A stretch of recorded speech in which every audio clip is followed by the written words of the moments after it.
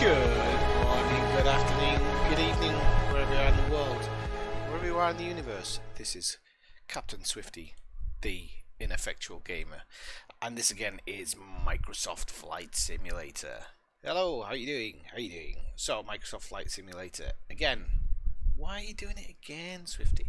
Because yesterday I was flying in the Beechcraft and I was saying how I didn't really enjoy flying it because its autopilot is a bit skew whip, and you know, I felt like I wanted to fly the TBM.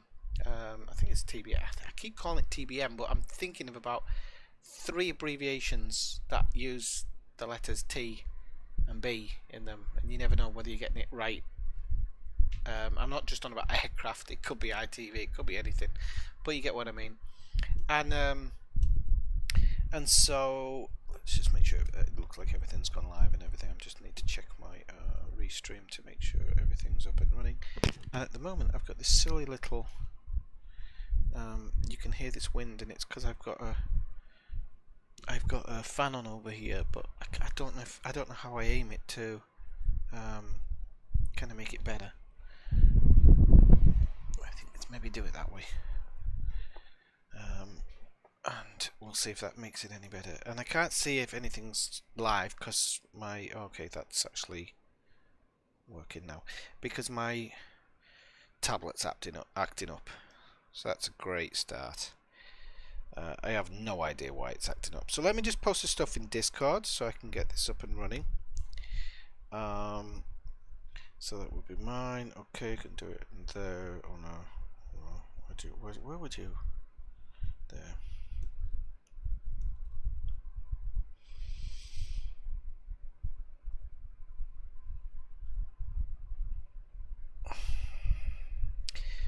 Edit this link a little bit just so it's a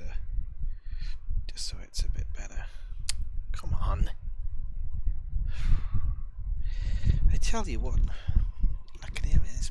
Everything's going to drive me up the wall today. Sorry about the bit of mess in the background as well, because I've been working and I've not been sorting this room out, so that needs doing. And this bloody thing will not capture it no matter what, and it doesn't matter. Just get up there. There we go. Copy. Okay, so we'll do that. Okay, I'll be 2 seconds while I get this done.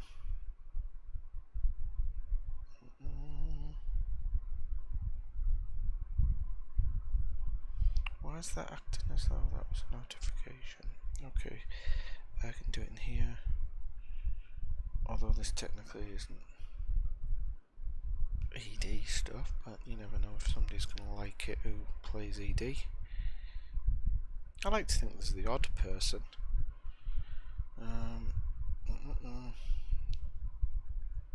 No, I don't even see his videos anymore. I wonder why. He stopped making them. Can't imagine it. Okay, let me just post a couple more. So I'll do it in that one. Pim. Bam. Okay, and then that one.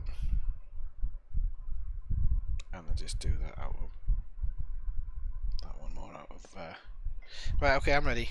Sorry. Okay, so let's drop into the game. You can see I'm in a darkened cockpit right now. The whole plane is cold, which is pretty cool, because I don't think I'd started this one from cold before. So I'm just going to go over my little checklist. So what I'll do is I'll just straighten out my camera and then shufty over in the cockpit just a little bit. Why haven't I got this chat on? Oh, I didn't realise you'd written that in the chat. Right, hang on. Welcome in Alan's car, by the way. This restream page is really crap because it doesn't actually show you anything these days. Okay, so let's have a look. Let's get this underway. So I want to just straighten myself out a little bit in my chair, and I'm going to shufty over to the middle of the plane where I can see everything. So this bar goes up, which is like that, and then we go the source will be battery, So we've got battery. She's going to ask for clearance automatically, she always does. So we're flying Manchester to Heathrow, just so you know.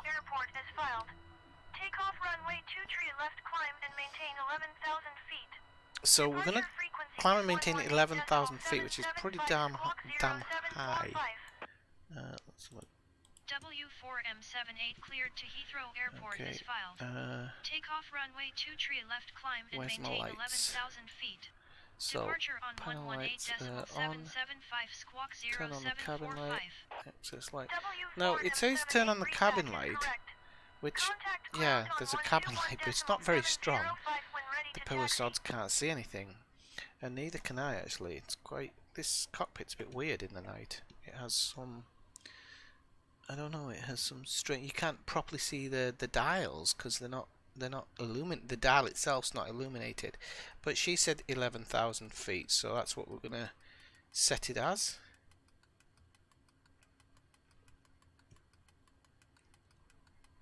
And it takes a while to do this, so just bear with me. So we're going to be going to 11,000 feet. Let's do 2 down, and I'm going to go with we're going to go vertical speed, and I'm going to go about, I'm going to go 2,000 feet a minute. It's quite a lot, but in this plane it can take it creaks a little bit, but we need to change this to FMS so that we're actually going to be flying the actual nav route that we've got. I'm going to just turn up my air conditioning a little bit so it's a bit like my real life. And I think that's that. We'll get rid of the yoke so I can see everything. So we need pitots. Actually, I don't know if you do that after the engine start, to be honest with you. I've not looked down into it enough. I've not looked into it enough to know actually whether you do that after the engine start up. Okay, so that's pretty much us for pushback now. I think. Now, I might not be doing this in exact accordance with the law, but this is how I'm doing it. Now, another reason I like this one is because I noticed the other day in the video that you can't always see this display here, but coming into land there's a secondary display here. So if I'm actually zoomed out and you can't see that bottom display, you can still see this display here and this display here, and this will have the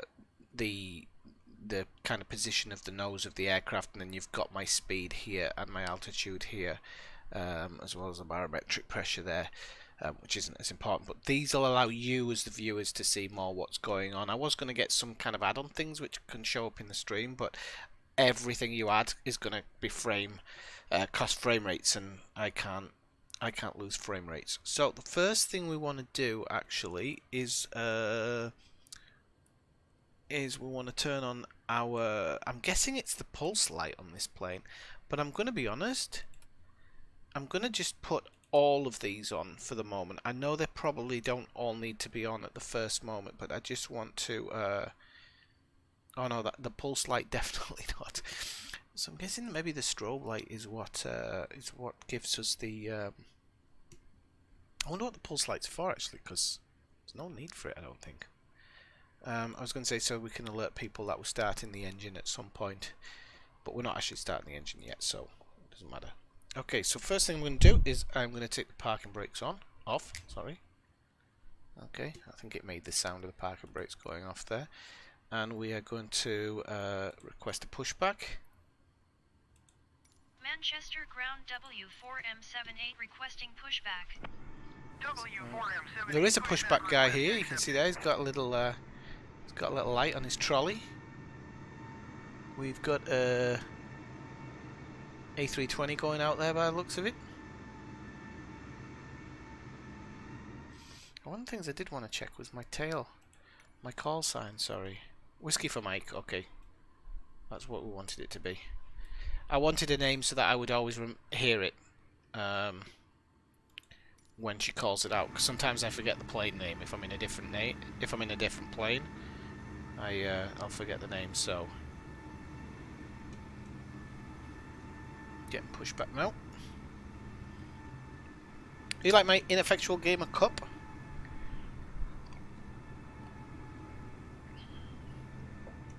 And I've landed this 3 times today and had good landings every time. So this is fast becoming my favourite plane because it's fast as well. She's very fast. And she seems to be able to... you can get her down very, very easily.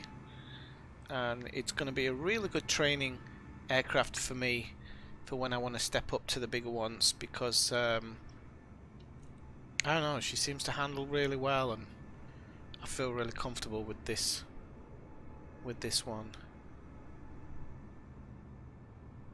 So I can't actually see where the taxiway is because there's no taxiway lights. So I'm just going to request the pushback to stop from here. I could have got it to steer me, but I don't know where I'm getting clearance to yet. I should actually check that next time on the original map just before you load in the game, because so we're good for an engine start now, which I'm just making sure that he's pulling away. I don't know where the hell he's gone. Ah, no, there he is. So he's pulling away now, so we can start the engine up, which is so first thing I need to do is make sure my autopilot is on. That's really important, because that's one of the problems I had with this before, was it has actually a hard autopilot switch. So if you haven't switched that on, your autopilot won't work. So I'm going to just shift you across again, sit on the co-pilot's knee. So we need auxiliary BP needs to be on. Sometimes that's a bit of a pain in the backside to do. Okay, so we're just going to allow that to do its magic. I don't know exactly what it does. I thought it actually makes the oil pressure higher, but it obviously doesn't. Okay, so now we go to engine start. So we click that to on. Now we should just see the start seeing the nose go. Now I've forgotten which one is the low idle. Manchester ground W4M78 with Mike ready to taxi IFR.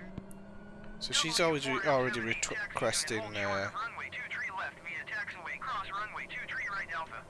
Contact tower on 119.405 when ready. Okay, now we can put it into Taxi flight idle. hold short runway 23 left via taxiway cross runway 23 Okay, right so Alpha now it's into W4M78. flight idle, which is where we want it.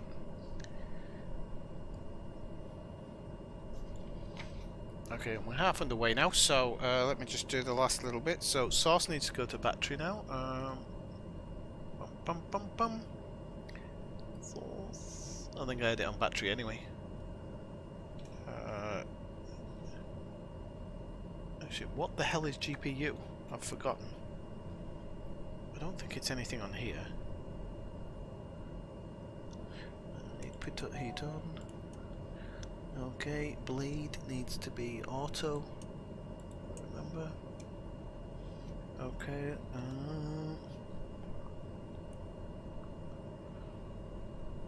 There's a bloody GPU.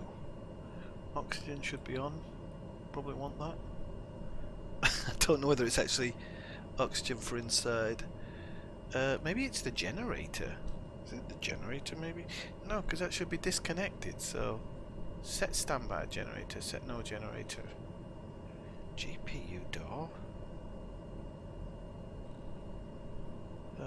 I don't know what the GPU is. Sorry about that. I should know what it is by now, but I don't remember it being on any of these. Don't remember seeing it on any of these. GPU. No, and it's not on the overhead, so the only thing I can suppose it is the generator, but it says GPU disconnected. Ah, I have to start only with GPU, but I might have only done GPU start, so how the hell do I... Alright, the auxiliary boost can come off now, so that can go, I think it's that one. That one. Okay, and that's fine. So I was just reading it a little bit wrong. Okay, so here. Right, so now I need to go. Well, I should have shifted across again for this one. It's much easier to do it that way. Sorry if I'm making you sick with all of this. Auxiliary BP should be to auto. Fuel select should be to auto. So assuming it's that one. AP trims is on. I've already done that. Bleed air, we've already done that. Insert SEP on. So that's down here.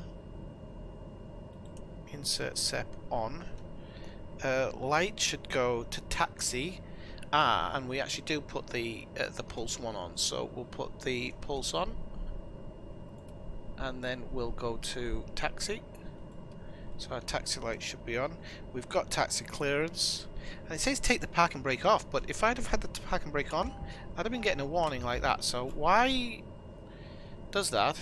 And to get pushback, you have to have the parking brakes off. So that's strange. I don't think we'll be needing icing or anything as we're going, so we should be okay.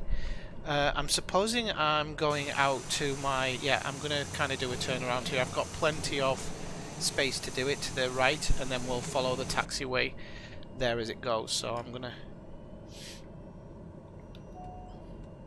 Oh, hang on. I've pressed something by accident, and I've now got messages. Inert SEP on. Okay. Well, it said to turn it on. But if I have to turn it off, I have to turn it off, don't I? Right, am I still sat in the middle? Actually, it might be a good place to sit. Keeping it real. Okay, so. Altitude select, everything's in my vision. Okay. So everything's almost in my vision there, so I can start movement. I'm just going to make a bit of space. We give it a little blast, just so she gets moving, and then we pull back. And we can literally just swing her around here. I don't know if this is legit protocol, because normally you'd ask for a pushback to the right, to the left. Some airports, when you know exactly, when you get used to which taxiways you use most of the time, because you do use most of the time the same taxiway if you're going from the same parking and the same gate, so you get used to it and you get to know, you know, like Teesside Airport, I normally know which one. Right, okay, I don't think I was connected to the ground unit power though, but good to know, because I'll do that next time. I'll make sure I request it from the ground crew. Hey, how are you doing, Blue Nose? How's things with you? So we are going to be flying Manchester Airport to Heathrow today. I'm expecting the flight time to be somewhere between 30 and 45 minutes. I can't be absolutely sure, but that's going on a couple of flights I've had. The flight path to Heathrow is actually pretty cool. It's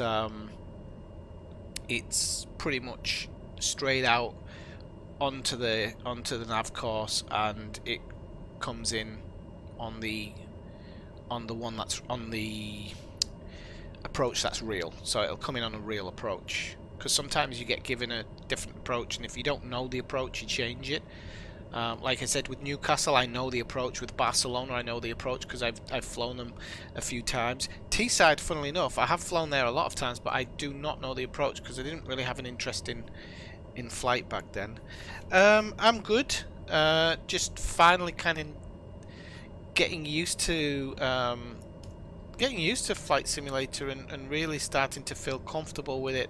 As I said, I was practicing today. Did some landings, did 3 landings today, takeoff landings and the use of Autopilot in between, and no issues. So I'm really pleased with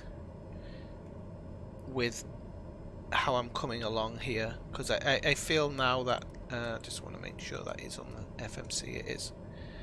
I'm starting to feel really comfortable with it.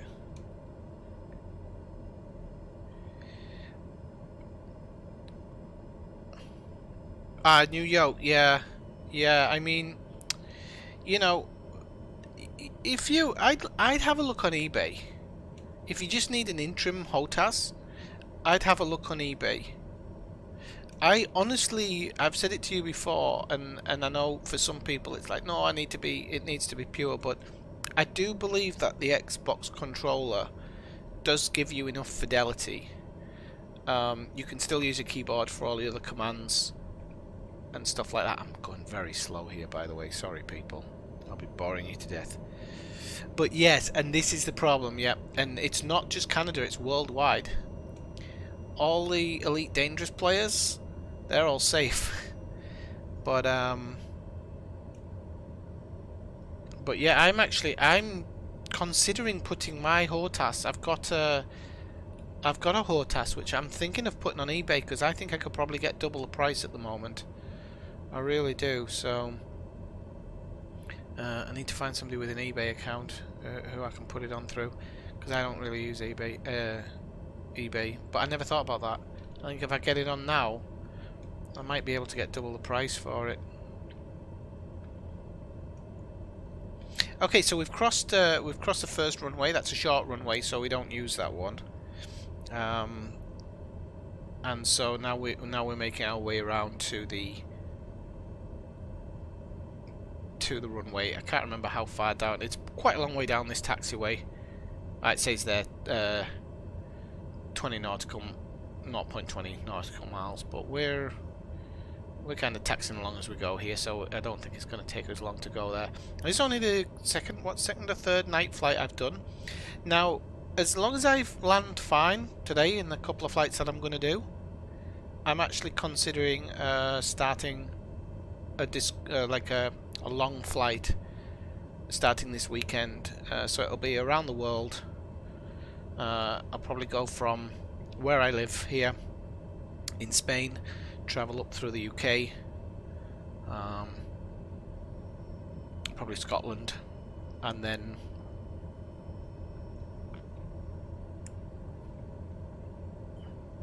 across to the US, fly across to the North US.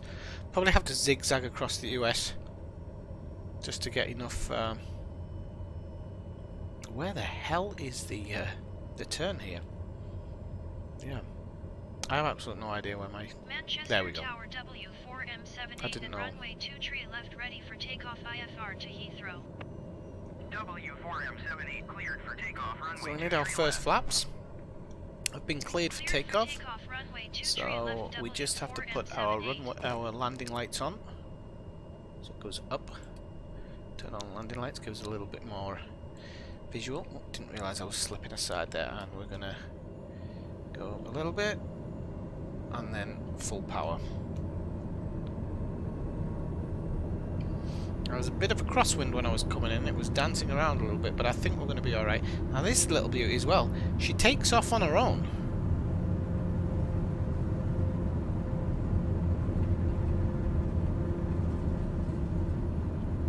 All she needs is, you feel the nose going up. It'll start around now. You'll feel her automatically kind of start to rotate. And then you just pull the yoke back and she's already airborne of her own accord. Which is amazing. Because it means that I can just click on the autopilot if I press nav first. And the yaw damper. And then I click autopilot. And the autopilot will take over, and then I can just gently pull back on the throttle a little bit, just make sure we're not burning it out. So what we're looking at is we're looking at this here. At the moment, if I keep flying like that, it's going to burn it out. So what I need to do is just pull it back a little bit, let it find its spot. Let it just back a little bit so it's not flashing, and then we're good. That's it. I'm now hands off because it's climbing at 2,000 feet per minute. Once it reaches 11,000 feet, it will go into altitude hold until I give it more information. Now you can see on the map here, I just go in a bit, you can see it's following the course. This is the only thing I don't like about this. You can't change it on here that I can see. I need to watch some videos to see if you can, but I haven't seen any options to do it. There is a version of it, whoops, on this screen here, which you can. So I think it's if you press the map range button there, it goes out. So if you concentrate on this screen, you can kind of see it, but that is a huge pain in the backside.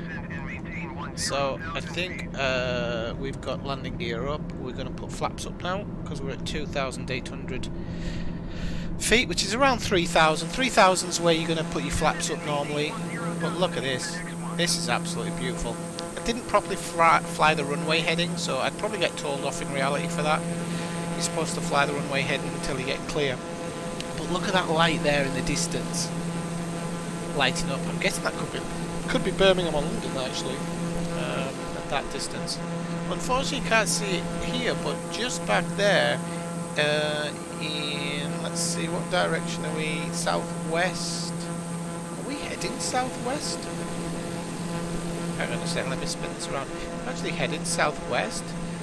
Over there are the Welsh mountains, and I'm going to be honest, I was really surprised when I was really surprised when I was coming into land. I was like, what the hell are those mountains? Because I wasn't quite sure which direction I was looking in. Just look at the stars. You can actually see the Milky Way here. If you can, turn your light off.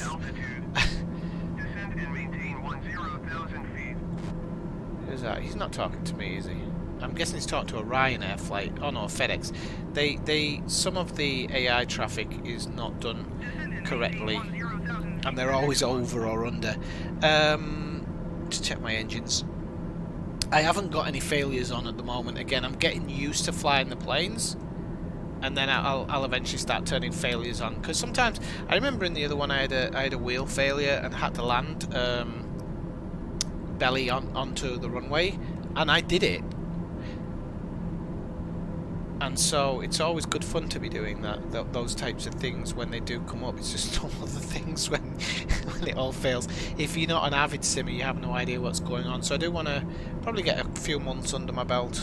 I mean, if flying time, and then I'll start turning all those things on, as well as turning the approach markers and stuff off.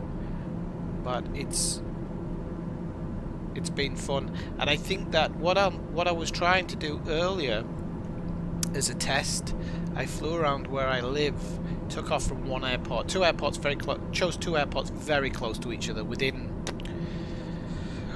about 60-70 kilometers of each other, but both that could handle this type of aircraft. And I took off from one and then went north into the mountains, flew around, and then when I'd finished, turned on my navigation, and it started going straight towards where it should. So this journey that we're going to go on together, hopefully, I hope you all join me,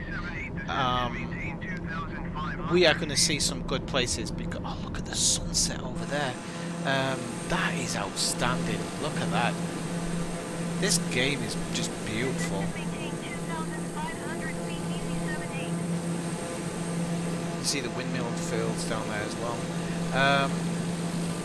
Yeah, so I'll be able to research places before we fly over them and give people a bit of backstory. So it's going to be fun.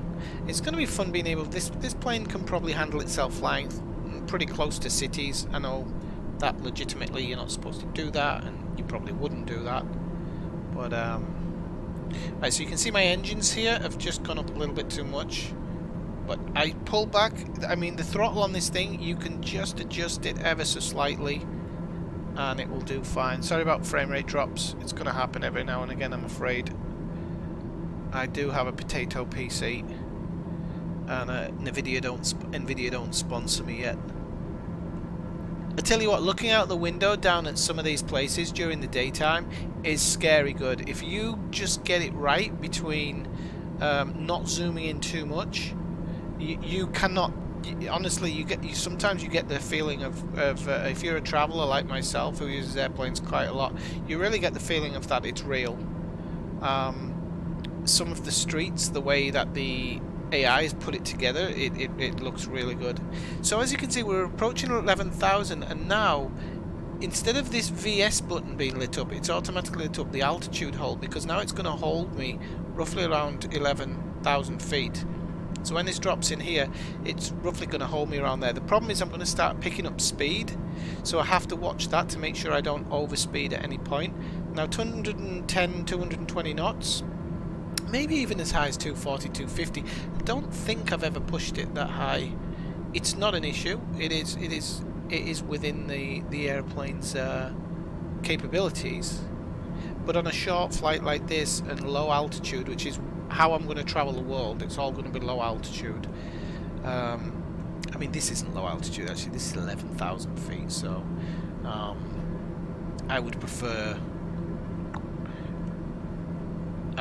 to do it around 4,000. I think 4,000 you get a really good view of everything. So unfortunately we can't do that until somebody makes a flight plan maker, which I'm sure will be coming very soon, because the flight plan makers, you dictate what you're doing.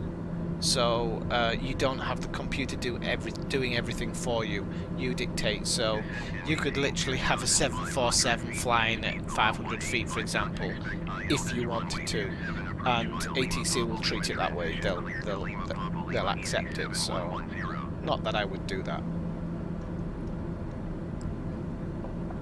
Now you get your official Ineffectual Gamer mugs, only 80,000 US dollars, it's 160,000 Canadian. Steal. What can I tell you? And if you'd like some snake oil, I've also got some snake oil. I'm actually also rocking the Ineffectual Gamer hoodie. I don't know if you can see that. You can guess I found the printers in my town, can't you? Oh, we've got an airplane here coming past. And what I also like is here, look at this. This is the exhaust. The exhaust for this plane are on the front, and you get the exhaust haze here. This is so cool. All of this just makes it feel uber realistic. The only thing is you don't get the tail off of the exhaust here. But still, it's better than nothing. And it's cool watching the planes go past like that. So it's really cool.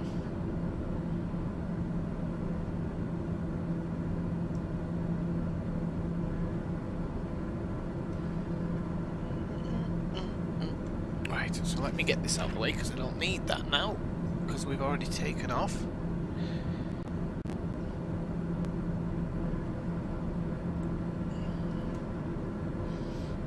And so, as I said, this is not going to be a long flight. I'm going to do a couple of flights. I'm kind of just these test flights. I'm kind of making my way. Oh, there you go. That's an EasyJet flight.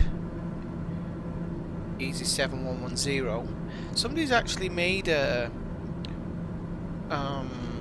AI add-on with the AI aircraft, but I lost it, and I thought I'd bookmarked it, but I haven't.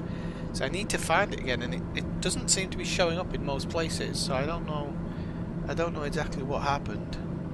You know, the other thing I love about this is, I don't know if you can see it at night, there's like little fingerprints on the windows and stuff. I think my window had bird shit or something on it earlier, and when the sun was cast in a certain way, you saw it. It was great.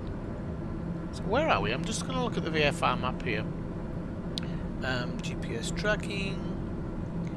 I don't know if this actual map shows exactly where you are. Oh, we're flying over Crewe, I think, if I saw that rightly. It's not easy. Yeah, there's a Crewe marker there, so this must be Crewe down here. Okay, so Liverpool would have been back there somewhere, I think. You can see it's not a hugely long flight.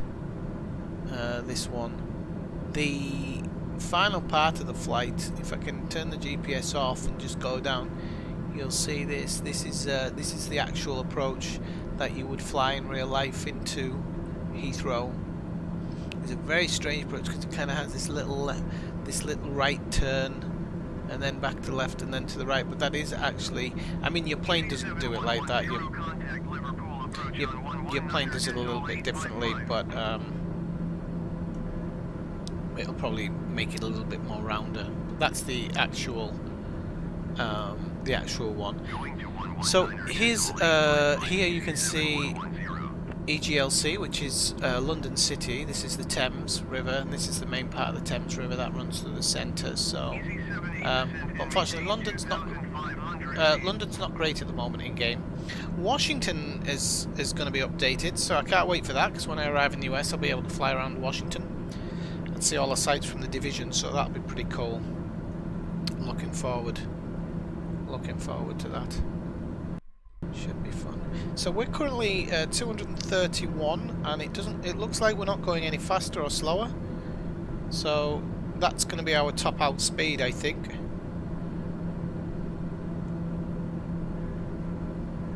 .231 knots, and it's not going any faster.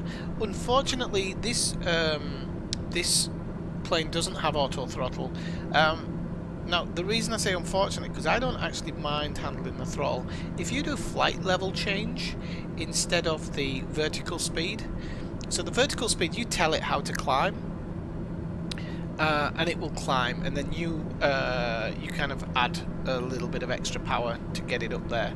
Whereas flight level change is a bit different. Flight level change, you kind of give it the power, and it will adjust the feet per minute based on the power that you give it. So it's a little bit different. Less chance of stalling with the flight level change, I think, but not that you would with the vertical speed either, because you're kind of doing the same thing. But I find the light flight level change just being a bit more of a pain in the backside to get it to catch it, because sometimes it doesn't catch it when you want to make that flight level change, and it's a bit annoying. I thought at the beginning that it would be easier, because I thought you just press it and then it automatically looks at your speed and looks where you want to be and says, okay, I can do it at this rate, but it doesn't do it like that, unfortunately. You normally either have to kick your throttle a little bit or pull it a little bit just to get it to kick in, and I don't really like doing that.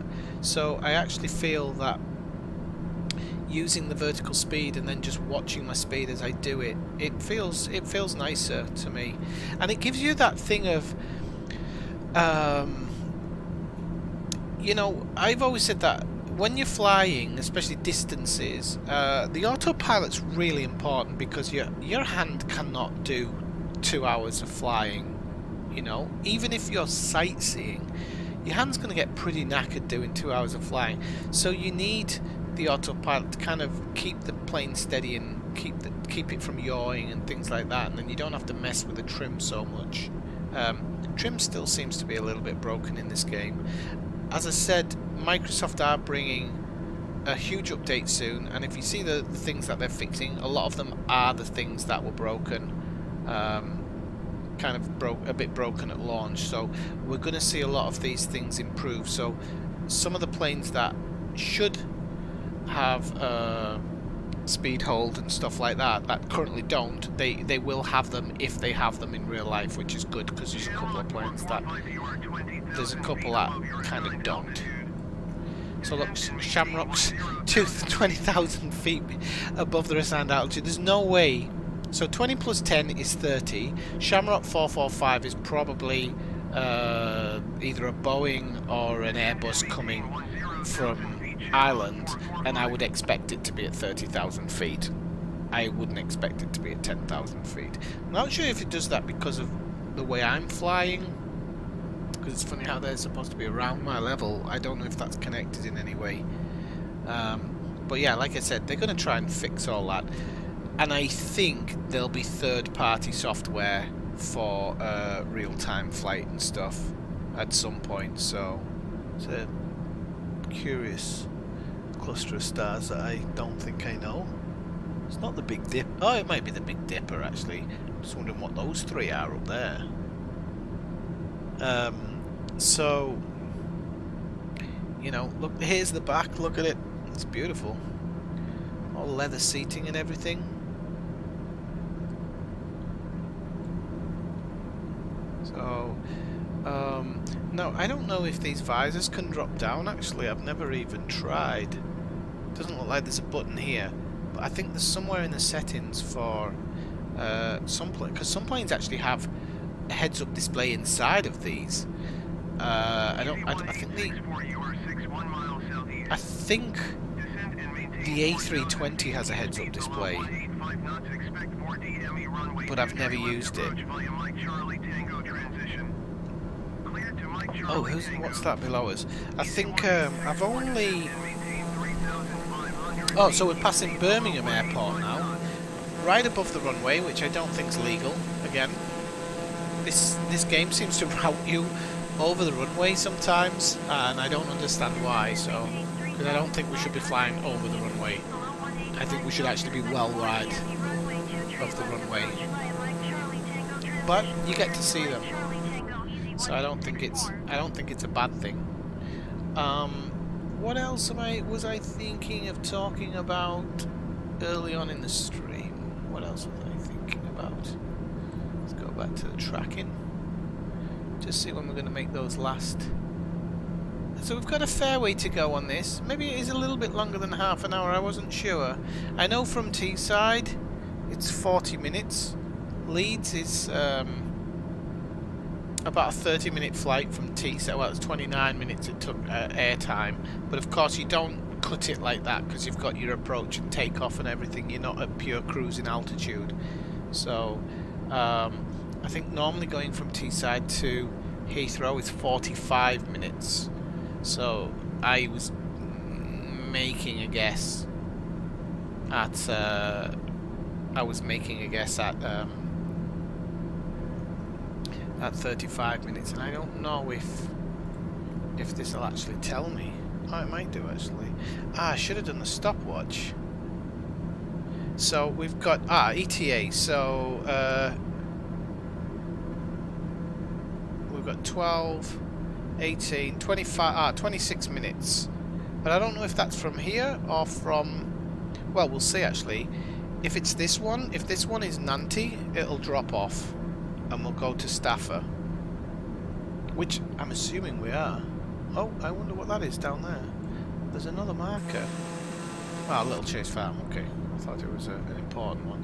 So once this nav drops off... Now this 6-minute flight here, it's actually very important because you've got, this is when you're doing your approach, so you've got to get your speed down, your flaps down and everything. You've got to make sure that you're... So I'm expecting Nantes to disappear here.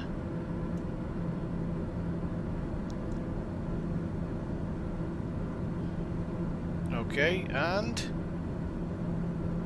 No. So I don't know if 25 minutes is the total or what. We've just passed Hon. Okay, so yeah, I think the flight time is 25 minutes in total. We've just passed Hon because I can see it on the dashboard there. And we've got one more, and then because that's step 3, and then EGL step 5, so there's obviously one more in between there. I've forgotten its name now. I do know what it is. It's just not in my brain at the moment. So that must be Birmingham City over there. The city of Birmingham, I'm supposing. Oh no, that's Birmingham there. That's definitely Birmingham. So I'm guessing that would be... I don't know, that could be Wolverhampton or something, I don't know. Unfortunately, it's got a little airstrip showing up.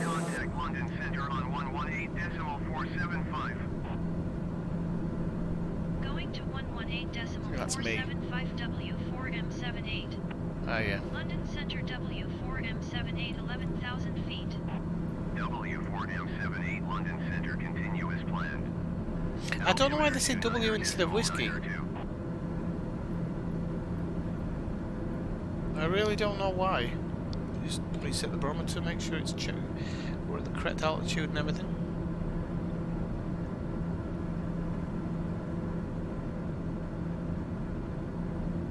There's a lot of wind farms over there. There was one just gone under the wing. We've got some frame rate problems there, and then a couple here. Now, people talking about PCs running this game. I'm going to be honest with you. People are saying, "Oh, I've got top end PC and I can't run the game very well." I've got everything on high. I have a Vega. I think it's a Vega 590 Radeon. I've got 32 gigabytes of RAM because I'm heavily into RAM because of my previous Microsoft Flight Simulator days. and I have an i7 processor, but an old i7 processor, because I bought it I think 7 or 8 years ago. And when I'm streaming, I'll have slight frame rate drops. I can see it when I'm, you know, when I'm doing that. I'll drop a few frames, but it's not unplayable. When I'm not running the streaming software, no problems. No problems whatsoever. So okay, it's gonna get me to Keep speed below 220 knots. Expect ILS runway 27 right approach via Bravo November November transition. Cleared to Bravo November November. right. Okay, so what did he say? Keep speed below 220 knots. Expect ILS runway 27 right approach via Bravo November November transition. Cleared to Bravo November November W4M78. I've already forgotten exactly how. I think she said 220. Yeah, okay, so 220. So we don't want to bleed off too much. So you can see I'm at 216. I'll zoom in a bit for you. So I want to kind of stop that doing that. So I have to just add a little bit more throttle. Now it's too much. I just need to get those numbers to hold like that. It's gone down a bit, so you just have to... It's really, like, you really just push it a tiny bit. And it will sort itself out eventually. And then you just keep an eye on that to make sure you don't. I didn't get a flight level change, did I? Although it is showing there as a flight level change. But it's not here, which is strange. But I will... I will get the altitude ready, because normally it asks me to go to 4,000 or 3,500. And if I set it now, it's just going to give me time to be able to activate it straight away. Because at the moment it's on altitude hold, so it's not going to change. And that altitude I told it to hold, that was 11,000, so it's not going to do anything until I press flight level change or virtual speed, and then I'll set the virtual speed at like 2,000 or whatever. It's a little bit much, I think, for this plane, but you sometimes hear a creak. But it's not, I don't think it's too much. I am going to look into the exacts. That's Ryanair. I am going to look into the exacts about this.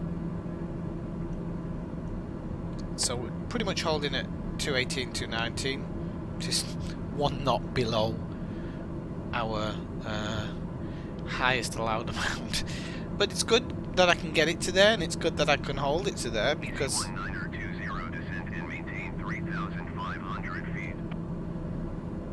it lets me know that it's doing it. Descend and maintain 3,500 feet. Easy 1920. Oh, I thought that was me there. Easy 1920. Descend and maintain 14,000 feet. I'm not forever away from the airport. It's funny that I haven't been given any. Descend and maintain 14,000 feet. Easy 1920. He's not even listening, is he? Easy 1920. Yeah, I'm quite surprised. Oops. I'm quite surprised I haven't been asked to descend yet. I'm guessing it's gonna come from this one here. When I get here, it's probably gonna say descend and maintain, descend and maintain. Flight level 200. Easy 1920. But having said that, Easy 1920. it's not a long way to drop 11,000 feet. It doesn't give me a lot of space to drop 11,000 feet. It really doesn't. Descend and maintain flight level 300. Oh, that's gonna get annoying because it's not. Easy 1920. Climb and maintain flight level 370.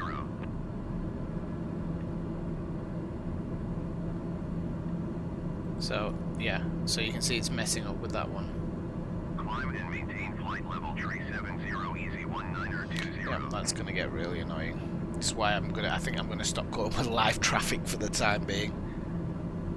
It doesn't seem fair. But who knows, I might get a flight level change as I'm heading towards this one here, because we're only, what, 25 nautical miles out, but...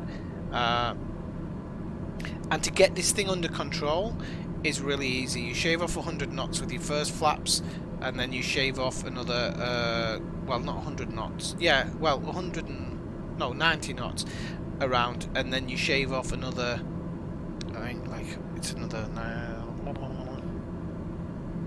about 40 knots with the second flaps. So, and you can do that pretty quickly. The only thing for me is the last time I came into land, the approach brought me in quite high, and I got it under control, and I got it down because, like I said, this plane is very nice to land. Although there's a lot of buttons here in the cockpit, it's for what it does, it's got very few things to catch you out with. Some of the other planes have things which are labelled differently, and I don't know, I just seem to get a bit more confused. This one also again has this thing here where you don't need to look at this one necessarily, you can look at this one for your major information as you come in. Okay, 7,000, okay. Descend and maintain 7,000 feet W4M78. So we're going to decrease the vertical speed. Wait, we're going to go to vertical speed first, and then we're going to give it 2,000. And what did you say? 7,000? 7,000? So we're going to have to change that. W4M78, contact Heathrow approach on 120.4. 120.4 W4M78. Heathrow approach W4M78 is at 10,500 feet, descending 7,000 feet.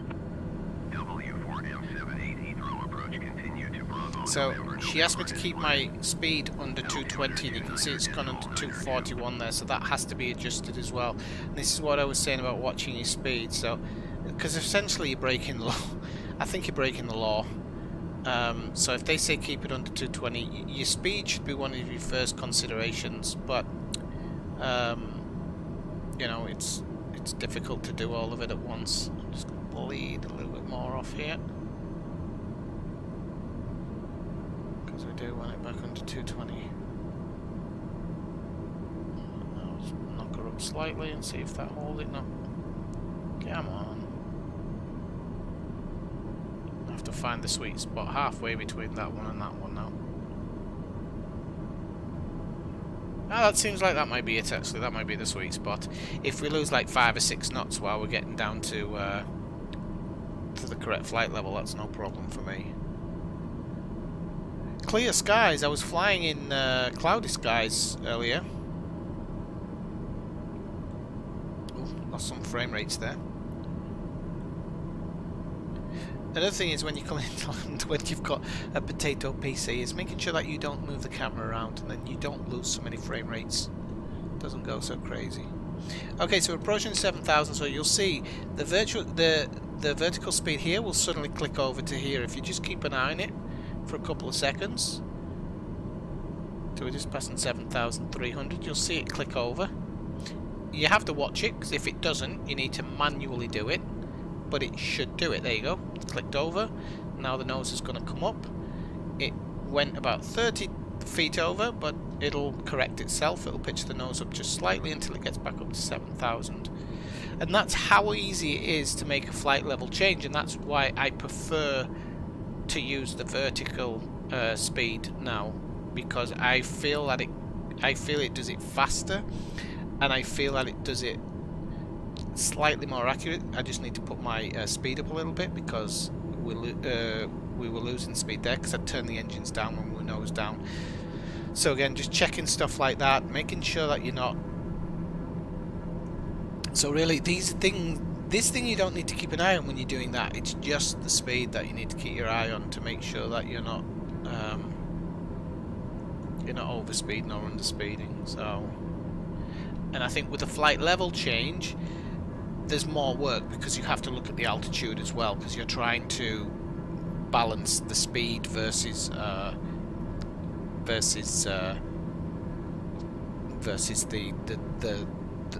speed that you're going to make that flight level change. Sorry, I completely lost my words there. So at 216 now, so we're getting up to that 220, so I'm just going to try and stop that progress. You just heard the engines drop down a little bit there. don't like hearing that sound when you're trying to level the speed out. I like hearing that when you're coming into land, because you know that you're definitely slowing down.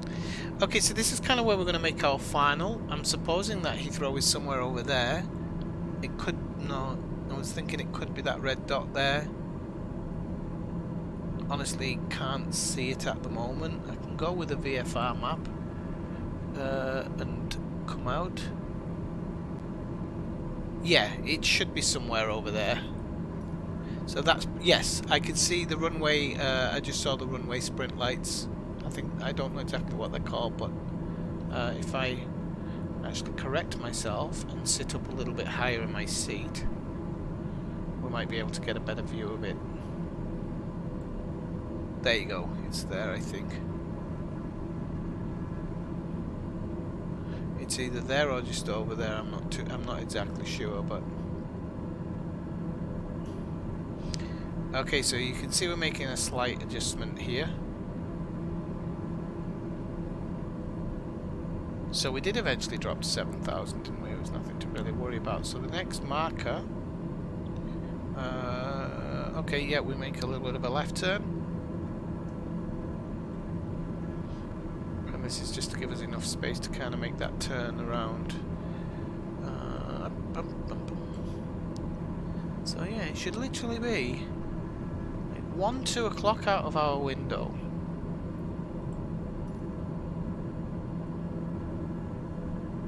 So I suppose if I go external, can we see it? Oh, I didn't want that, don't do that.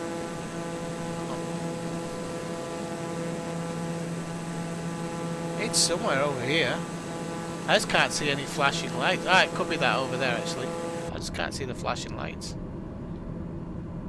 Well, it's not the most important thing that I see though. Yet.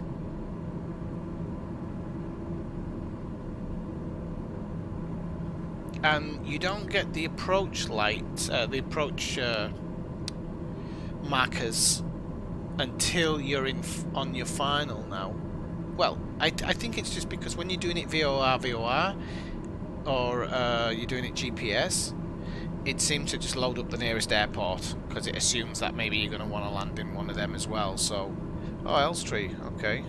It's where they have some of the television studios, Elstree Studios. This is London up ahead here. You can tell because it's the way it's loading it, and that's obviously the Gherkin, I think, or it could be Big Ben. You never know. At this distance, it doesn't load everything in. So, but yeah, you can see the river twisting around there. That's the O2, I think, or it could be actually be there. The O2. That's London City. So yeah, I'm guessing that's probably the Gherkin. Looks a bit too high for the Houses of Parliament. I don't know, I think Houses of Parliament are there by the looks of that shape. But it's quite hard to make out. Oof, lost a few frames there. Cat's having a sneezing fit in the background if you wondered what that sound was.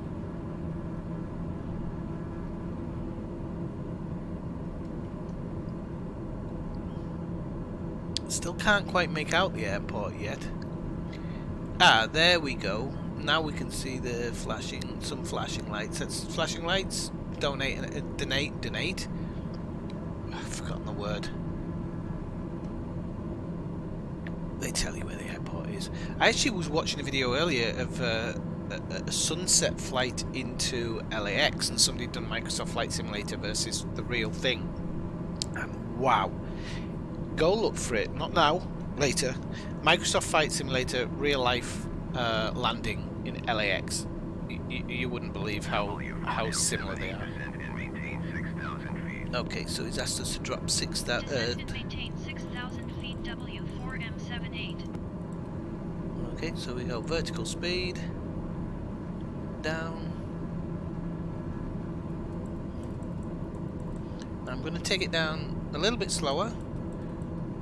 Oh, not that slow, not that fast, sorry. Bring it down a little bit slower. I'm going to put it on 900. seconds. We're not in a real rush. We need to just check our speed because we're at 224 and we should be above below 220, so we're just slightly over.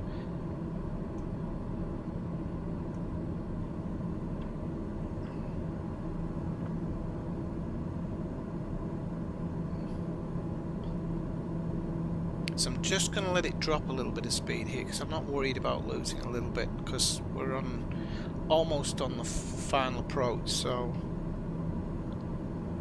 losing a little bit. W4M78, keep speed below 180 knots. Oh, below 180 Speed now. below 180 knots W4M78.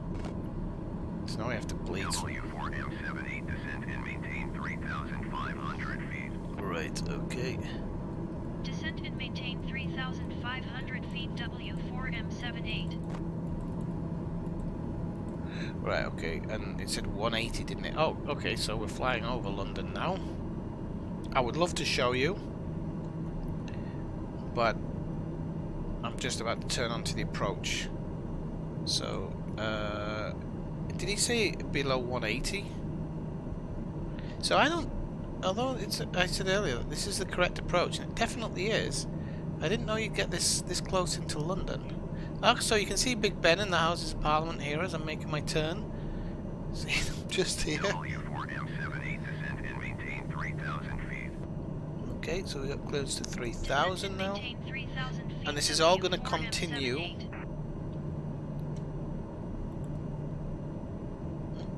I did the wrong one there. I want to kick that twice. Okay, as we flatten out.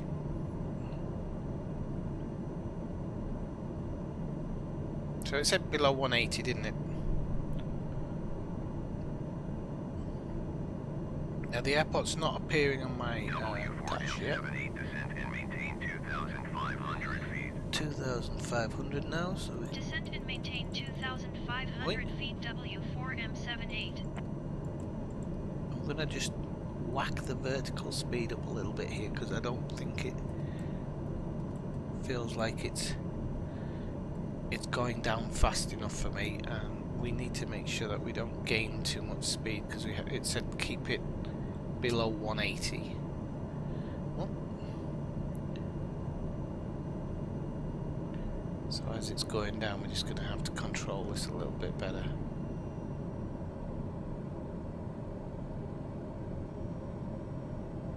See, we're just above 180 slightly there as we're making that turn. Because, I mean, we are losing... Oh, okay, I can see the runway now. Okay, but we should get clearance to land now.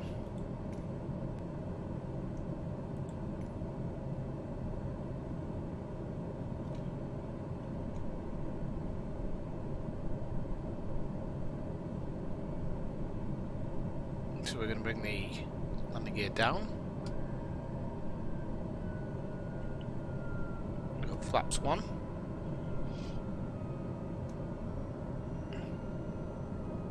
And so we just have to be careful about not losing too much speed, so we're going to pump the engines up slightly. W4M78, you are 9 miles east of Heathrow. Contact Heathrow Tower on 118.705 when inbound. Tower on 118.705 W4M78. Heathrow Tower W4M78 8 miles east inbound ILS runway 27 right approach. I think we're 8 miles. W4M78 Heathrow Tower. Cleared ILS runway 27 right Okay, approach. we're going to go full flaps. And I am now disengaging the autopilot. Heathrow Tower W4M78 inbound ILS runway 27 So I'm right approach. hands on now. W4M78 Heathrow Tower. Cleared ILS runway 27 right approach. Altimeter 29.902 wind 227 and 5.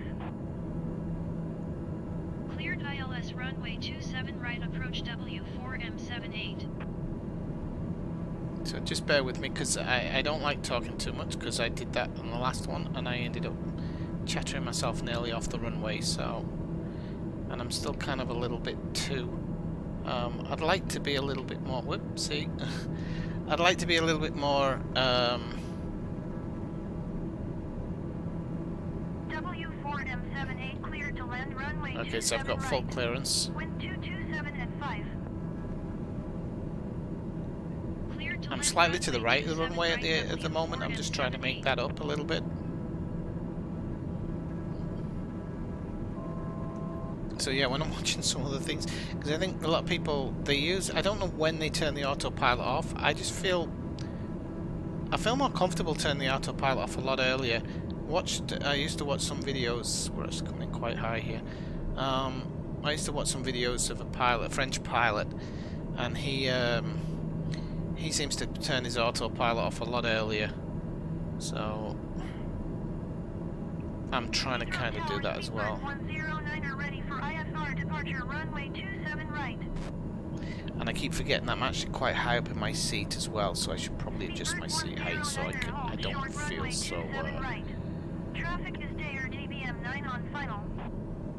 I don't want to be gaining speed coming in here. We are still too fast, by the way. Just so you know. We'll get it down, it's okay. Hold short runway 27 right, Speedbird 109er. Okay. Right, so now I'm going to start looking to concentrate on getting these PAPI lights right. The PAPI lights are just to the left of the runway. They tell you if you're too high, too low. They're pretty good for giving you an indication, but then I normally get too cocky.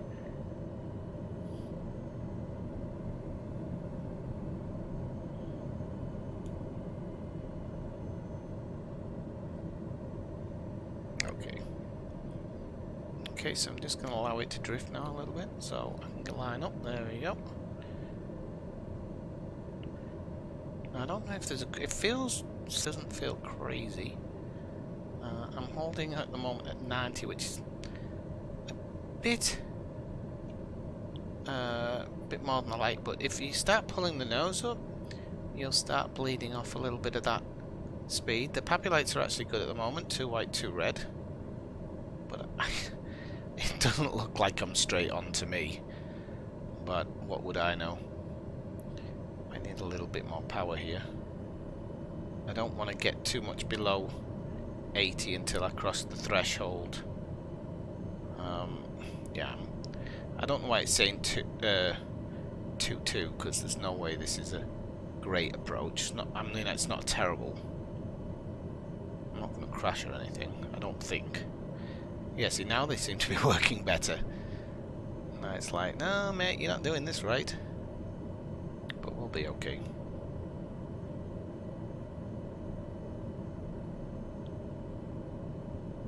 Okay, now I'm going to start bleeding off a bit more speed.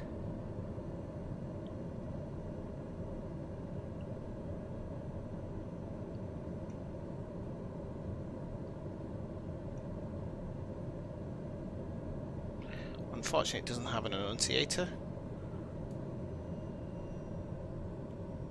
so it doesn't tell me where I am. Okay, down we go. Ooh, went a bit right there, but that's okay. W4M78, turn next taxiway. Yep, you tell me when. I'm guessing it's a bit further down the runway, so okay, I can pull that diamond out of my arse now, because I think it started off as a lump of coal, but maybe I came down. I feel like I came down just slightly too hard there, but there was no bounce, which is good. You will have heard 2 scratches, like 2 grab, but one of them is actually your front wheel. On this plane, I haven't heard it on others because I thought I was bouncing at first, and it seems it's when your front wheel goes down, which was a relief. W4M78, turn next taxiway. I have. W4M78, contact ground on 121.905. Okay, so we just. Bird 109er cleared for takeoff, runway 27 right. So we're just going to stop at the taxi threshold here. 121.905. Okay, we're going to go up to our. Take our landing lights down to taxi lights. Okay, and then we're going to request a taxi, which we will do by going to ground services, not from the tower. Taxi to parking. Heathrow ground W4M78. And she'll do the rest. W4M78 taxi to General Aviation Parking via taxiway Alpha 6 Alpha Kilo Bravo Lima 29er Alpha November 2 Echo November Bravo 2 Echo cross runway 27 left Sierra 1 Sierra Lima 41. This is Heathrow, so Taxiing to General Aviation don't be Parking surprised via by that type taxiway of Alpha taxi 6 Alpha Kilo message. Bravo Lima Bravo Lima It's not 29er always a Alpha surprise November with 2 Heathrow. Echo November Bravo 2 Echo cross runway 27 left Sierra 1 Sierra Lima 41 W4M78. But Heathrow is a very big airport, and I am taxiing to General Aviation. I'm not taxiing to a gate. If I was taxiing to a gate, it'd be much shorter. But I'm taxiing to General Aviation, so it's got to be out in a quiet part of the airport. But we can see one coming into land there, or it's just taking off. I'm not too sure.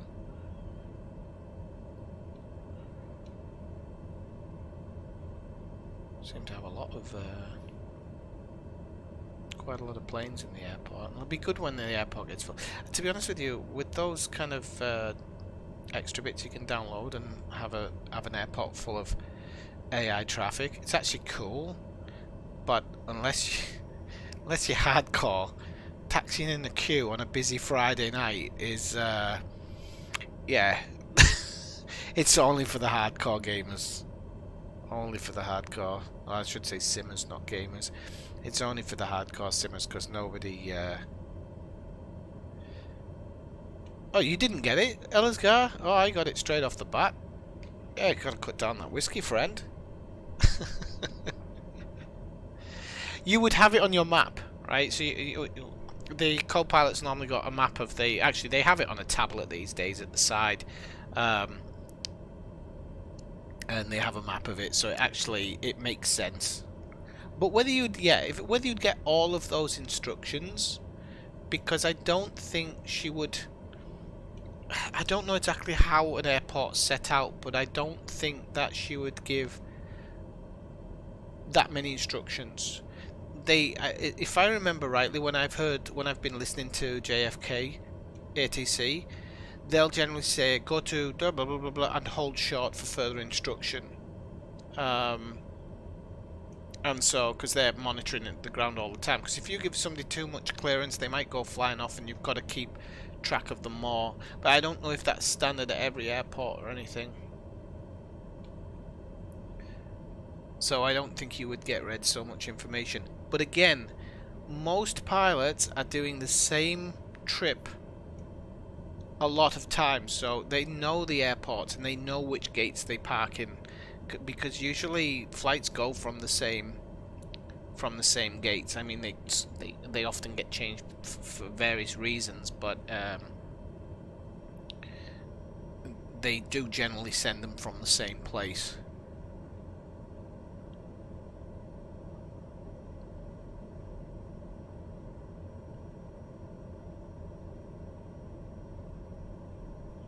Okay, so it'll be good to see what our total flight time was. I'll be interested in seeing it. I'm taxiing just slightly too slowly here, aren't I? Oh, there's a KLM plane there.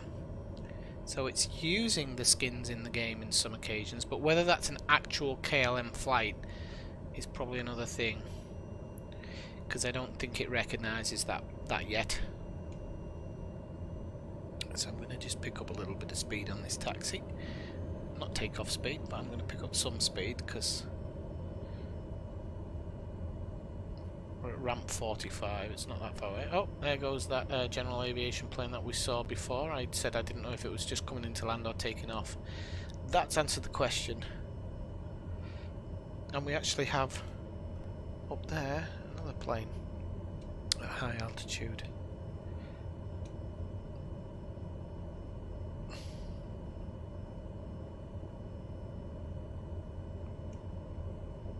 Oh, look at that. That's the big one. I've forgotten the name of it now. Look at that thing. Hotel on wheels.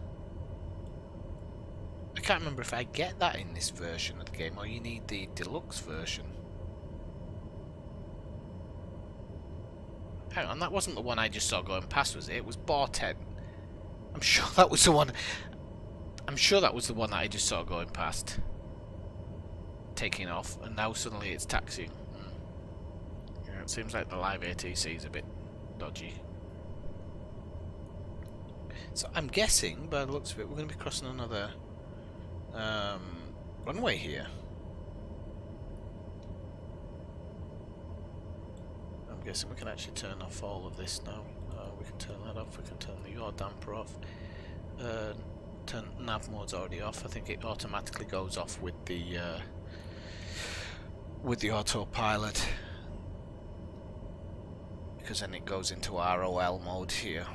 It says ROL there. This little arrow here means that I'm using this side of the cockpit, because you can actually switch it over so that your co-pilot can control it. And I would love it if at some point they allow multiplayer co-piloting. That would be really good fun. Really good fun. It'd open up a plethora of opportunities for people who don't feel comfortable flying in a sim, because I'm telling you something, you think it requires a lot of homework. It actually doesn't. It requires a little bit of homework, and just doing what I do, which is writing crap down like this, like that, even the correct side of the sheet, and just a few things to give yourself a heads up about what you're doing. Landing is not as hard as you'd think. If I can do it, believe me. I've got the concentration of a squirrel. If I can land a plane, anybody can land a plane. And like I said, it's finding the plane that suits you as well, because this one, like I said, you just have to keep an eye on your speed. That's the main thing, as long as you're not stalling.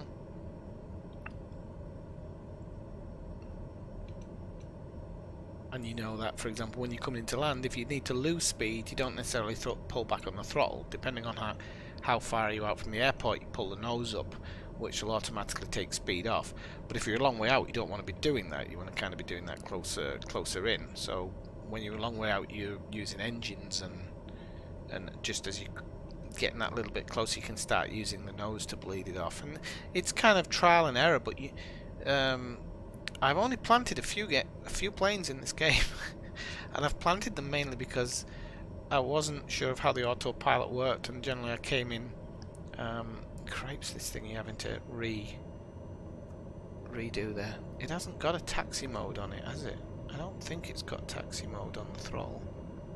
Oh, it has. So this setting here should have me at automatic taxi speed, more or less, if I put it to there. And then, as I said, because this plane has such a simple panel system, you're not getting lost in a plethora of buttons. The Beach King, which I was using last night in the stream, if you go back and look at that at some point and see how many buttons are in that cockpit, it's too easy to get confused by it. The Icon, unfortunately, only does 2 kilometers per hour, so it's a great little plane to fly for sightseeing, as long as you not want to sightsee at high altitude, because it really doesn't deal with high altitude very well. When I say high altitude, you're talking even 2,000 meters. If you're going to go over a mountain, you need a long run up in that thing, a long run up. And I love it as an airplane because you can really get used to landing and stuff like that. But landing at 40 knots and landing at 120 knots, in theory, there really is very little difference. It's about knowing what speed you should be landing at and getting the plane down by not basically planting the nose. But once you've had a couple of practice landings, you get more confidence, like anything. So I'm hoping we're not going to get held here. We'll just knock it up a little bit. I shouldn't knock it up because you're not allowed to, but I'm just going to do it just to try and get us across this runway before he says hold position or something. Because it looked like there was somebody coming in to land.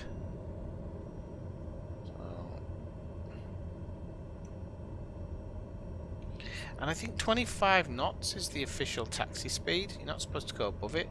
But I'm telling you now, I've been in planes in, particularly in Schiphol in Amsterdam, doing way more than 25 knots. Way more. So I don't know if the 25 is a... Oh, we went across 2 runways there, I think. I'm not sure if 25 knots is a standard, or maybe it's only when you're in and around the buildings and other planes. I'm not too sure. But I remember in FS Passengers, which was an add-on, a passenger add-on in Microsoft Flight Simulator X, it used to punish you for going over that. Say, like, the passengers would get scared and stuff. Which, how the hell they would know whether you're doing 26 or 25? It's ridiculous. Okay, our parking spots just here you can see, because we have the dark blue for the taxi, and then we have the light blue, which is the square where you're expected to park the plane. Up. And I'm interested if when you've turned everything off, your headlight comes back on like it was at the beginning of the stream.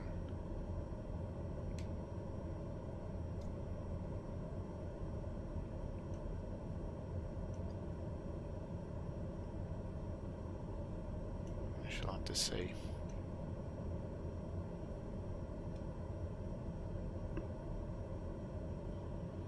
If you've enjoyed the stream today, please do leave a like, and if you haven't already subscribed, click that subscribe button. I know some people watch the videos back later. There's a few people that do that, so still don't, even if you're watching it back later, don't forget to leave a like, please. It all helps in the YouTube algorithm. And if you're watching on Twitch, I don't know what you do. No idea on Twitch. I think you just have to keep watching, don't you? The longer you watch, the better it is for the streamer, I think, on Twitch. Which is how it should be, really.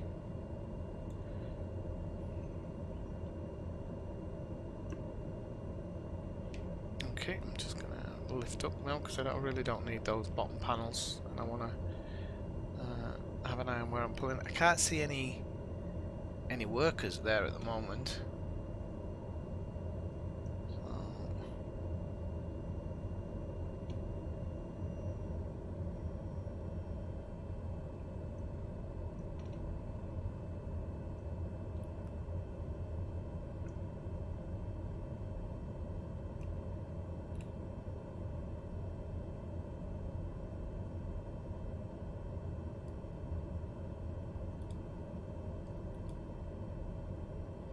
Nope, no workers.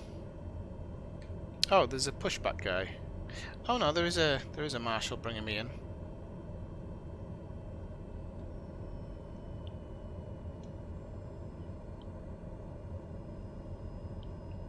Okay, so I'm good. He's going to start lifting them up, and then I brake. Okay, good. I'm going to turn off the engine.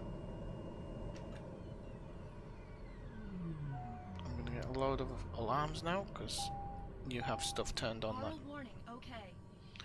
you have stuff turned on and whatnot that you shouldn't have turned on, so yeah, I have to turn off the pit out heat and stuff. That all has to go off now. Okay, now what I will do, I don't need to, but what I will do is while I'm connected, I'll ask the ground service for oh, they don't do an electric supply for this. It must be for this plane, because I don't think I've ever seen it. I'm going to be honest. Go back to clearance. Okay, so this plane, I don't know whether it has it, to be honest. It's going to go off. No. Whoop. I think. Landing gear. No, Landing gear. no. Landing gear. Landing gear. I really need to pay attention when I'm doing stuff like that. Right, the CB light can go off. Okay, then we can go. The master caution needs to be off. Get off. Then we can go to these ones, and we can go off. Where the hell is it? So the hard thing about this plane actually in the dark is you can't see half the bloody thing. Yeah, the landing lights are still on. Come on. Turn on to... Oh no, they're not. They're off. Okay, off, off, off. bump, bump, off, off, off, and then we go oh Christ, it's too hard for me. From this angle, it's just too hard. Turn the autopilot off. I think one of these is, it's not the ignition one. Balls to it. I'll put this one. Right, I'll do this one down. Come on. There we go. Okay. And that's the end of the flight. So the flight was 44 minutes total time. I'm guessing that's only flight time though. I don't know if it... Where is it? Don't know.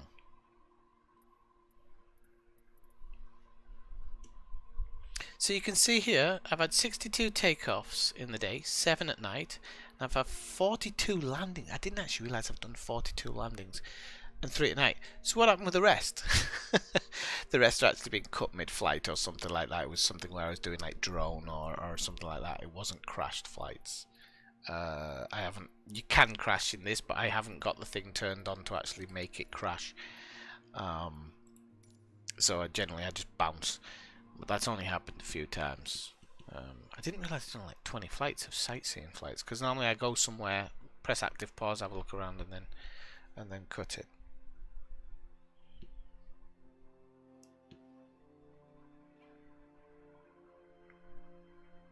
Right, so I'm going to let it go back into the main menu screen. Just while I do that, people, I'm just going to have a quick break.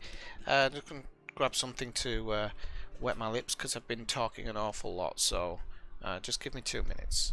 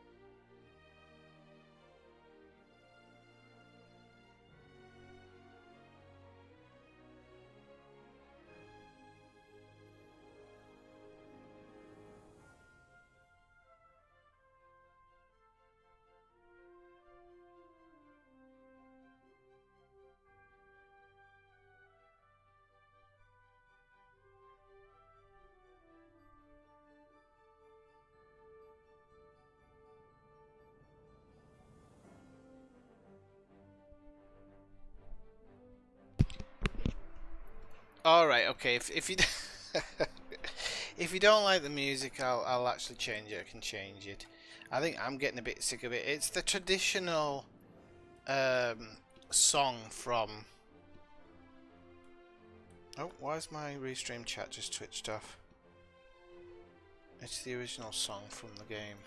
So change it from Legacy. You prefer that one?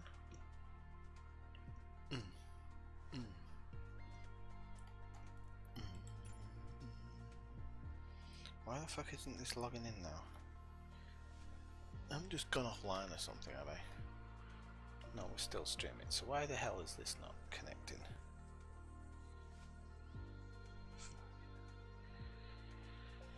You'll have to bear with me a second while I get my restream to connect again.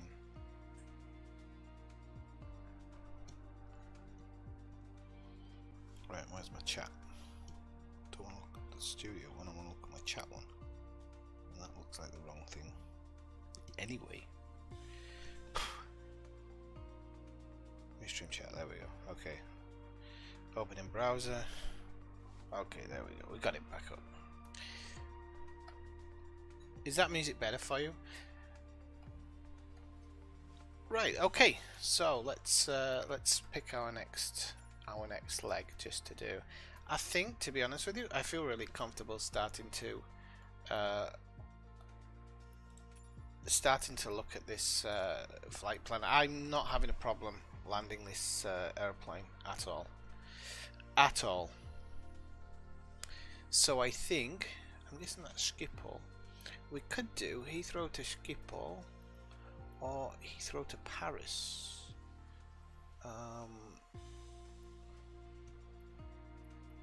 Which I don't know which one actually is fucking Paris Airport. Where is Paris Airport? Is it to the north? Not. Quite a way outside of Paris. Ah, hang on, this one, Charles de Gaulle there. Okay, 'cause it's got a star in it. That should have kind of given me reason. So, how far is Charles de Gaulle from London? Right, so it's about that far. Manchester was up here, wasn't it? Manchester. I'm gonna do the most basic thing I can do here, which is that and that. Oh no, we're not even gonna be over there. We're not gonna even be over the sea, I think. In that one. Okay, let's think.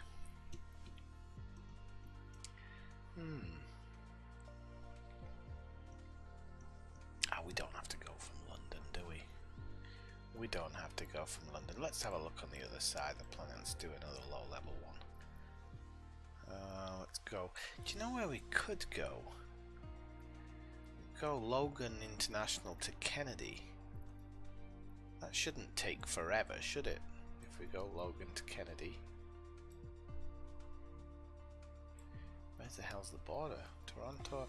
Okay, so we've got Niagara Falls International there. Yeah, that shouldn't take that long, should it? Boston, Logan. And I think we're going to do it at Christmas time. Because I still haven't done... Wow. Okay, so I still haven't done anything in this game around Christmas time. Alright, Jess, how's it going? Have you got this game, Jess? Okay, so we're going Boston, Logan. And I think we're going to go... We're not going to go JFK. We're going to go LaGuardia. Because I like Queens.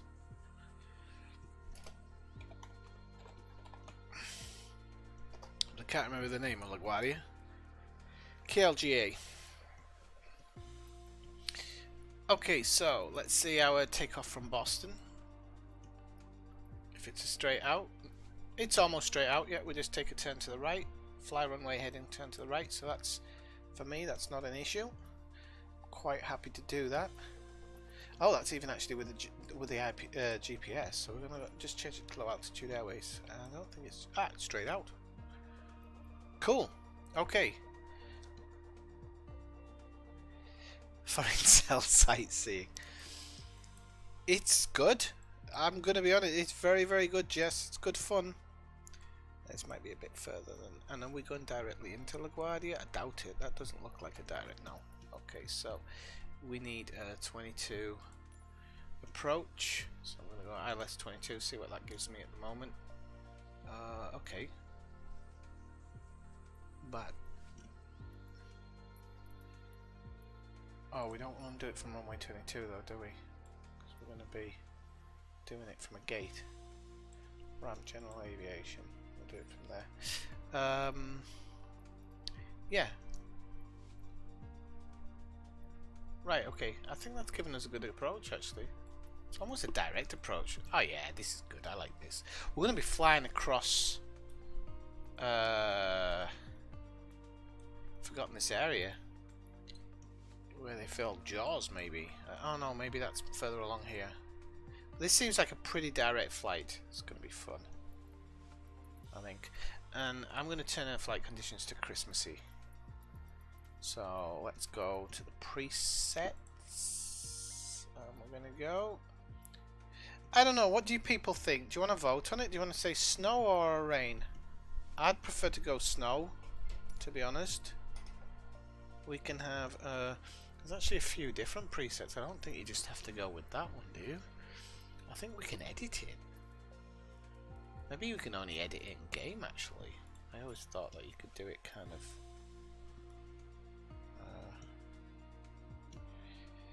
what? Why do you keep buying Elite? Haven't they let you down enough with the first one? Do you know what, Jess? I give you a lot of credit for your for how much time you put into Elite, because bloody hell, and how much effort you put in, not just time. Right, so hang on a minute. It's going to take us from a different different departure now. So we are departing from 33 left. So let me just see what the 33 left is like. Oh, cripes. Bruins 33 left. Okay, let's see what that gives us. Yes, that looks much better. Much better. Okay. I don't like the fact that it takes us out over the sea there. Now, I don't know if we can select this and oh, we can remove it. Ah, this is good. I didn't know we could do this. This is good. So we can actually remove some of these. If we click on them and remove them, it's not going to take us out over the beach like it does there. Now, I don't mind that. That's okay. I just didn't want to go all the way around there. It seemed pointless. But it seems like we've got too many in a row here.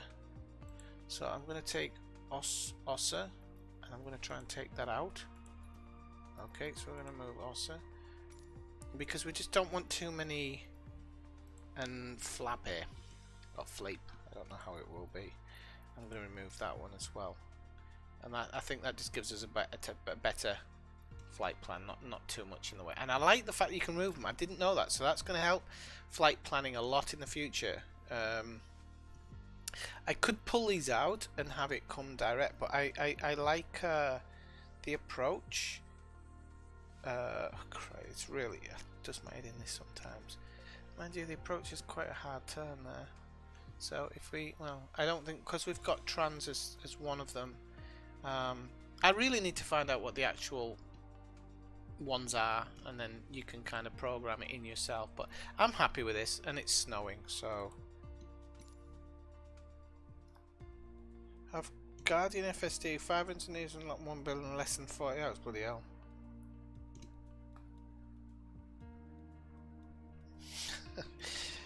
Well, yeah, I can understand. I mean, a gaming PC, even for Elite, well, to be honest, the code upgrade's probably going to be pretty good. So, you're probably going to be better off with the PC hardware. I'd say that with the PS4, maybe the PC has some extra bells and whistles that makes it look a little bit better, but the game isn't particularly heavy.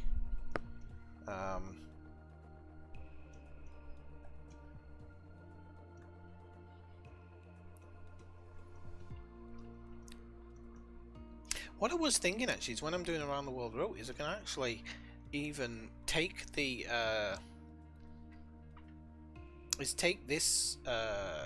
this plane around and use it to actually travel between places. But then when I get there and I want to go sightseeing, is use the icon. That could be interesting. Might mess with me a little bit with my judgments and stuff, but I don't know, we'll have to see. Long load up time, but that's completely normal for this game. Oops. Totally normal for this game.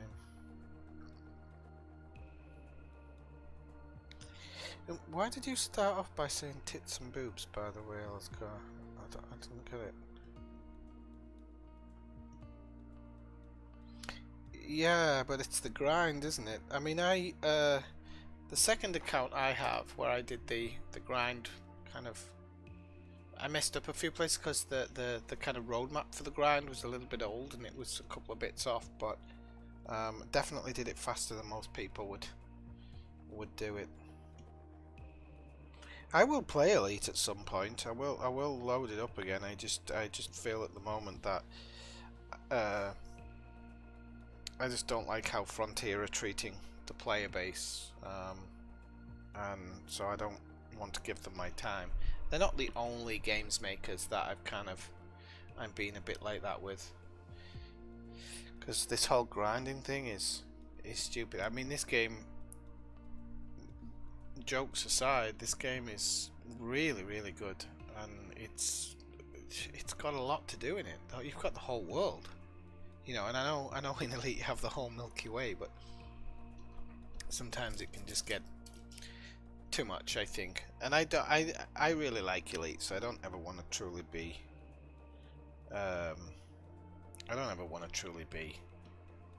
like resentful of it, or not want to play it because it's taken up too much of my time. I really don't want to ever get to that point, because I do like the game. So, and it's nice for a bit of pew pew. Marquise, I think so. How did you rank up so fast though? If you were doing the 40 hours, it's a lot of time. No, actually, 40 hours is bugger all in Elite. Hang on, how are you doing this? Have you got some of that dev magic or something?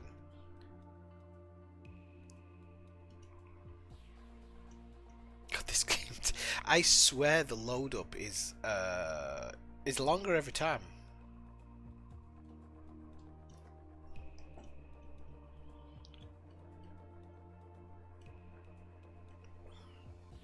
I actually don't know if it's actually loading, or if you've got a big cache space, which I have, is if it's downloading the information in the background.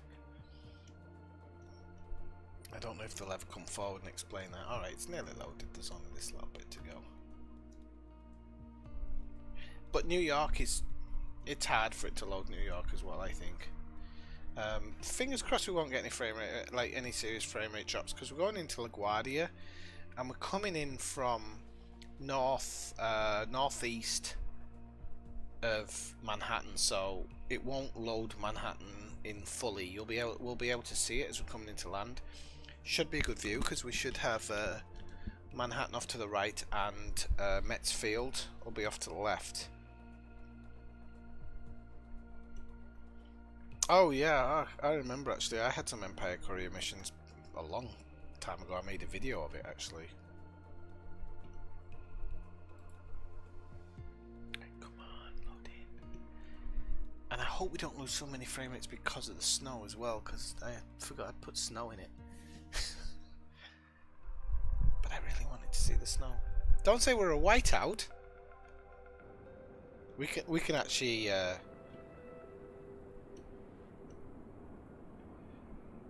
We can actually change it a bit if it's total whiteout, because we might not get IFR clearance. You never know. Okay, let's say we're ready to fly. Okay. Nope, come on.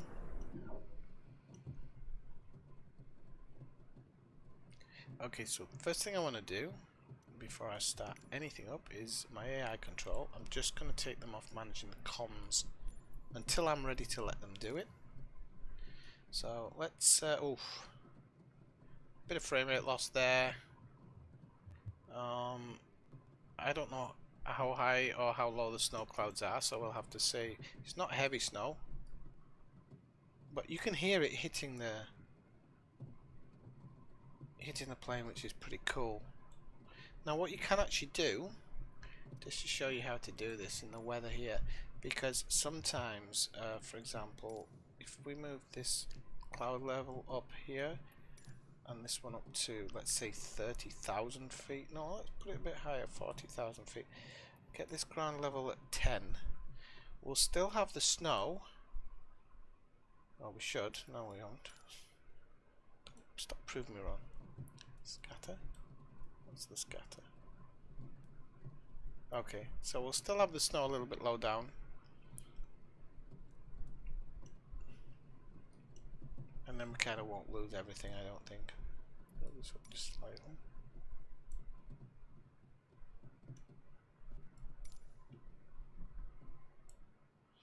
I want to get it to that point where it's snowing. Maybe snow only happens at X amount of 1,000 feet. I didn't know that. Yeah, it must do. Okay. You can have Winter Wonderland as well. You can make it so that the over X amount of feet it's going to be clear and whatnot, so that's good. Right, let me just get my... There is no jet fighters. There are a couple of companies working on them, so they will be coming along at some point, definitely. Okay, we're just going to move center so we can set this up properly. So, move the crash bar up. We go to battery. I'm going to actually see if I can request. No, we can't. So we can only get the fuel supply. So it's obviously something to do with this plane that doesn't allow it. So generator will be on main. Okay, and that's the main part. We'll just turn our cabin lights on.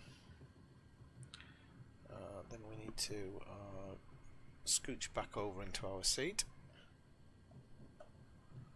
and then we'll go down and we'll take off the yoke so it doesn't stop my view of this. So we're going to need ice de-icing today. Actually, I probably don't even need to do that right now actually, so I'll put this cabin light on. Okay, right, I think that's everything almost ready to go. So I'm going to do the IFR clearance and stuff, and then they're going to do the radio stuff as we go on. So I'll request the clearance now. Boston Ground W4M78 IFR to LaGuardia ready to copy. W4M78 is cleared to LaGuardia Airport is filed.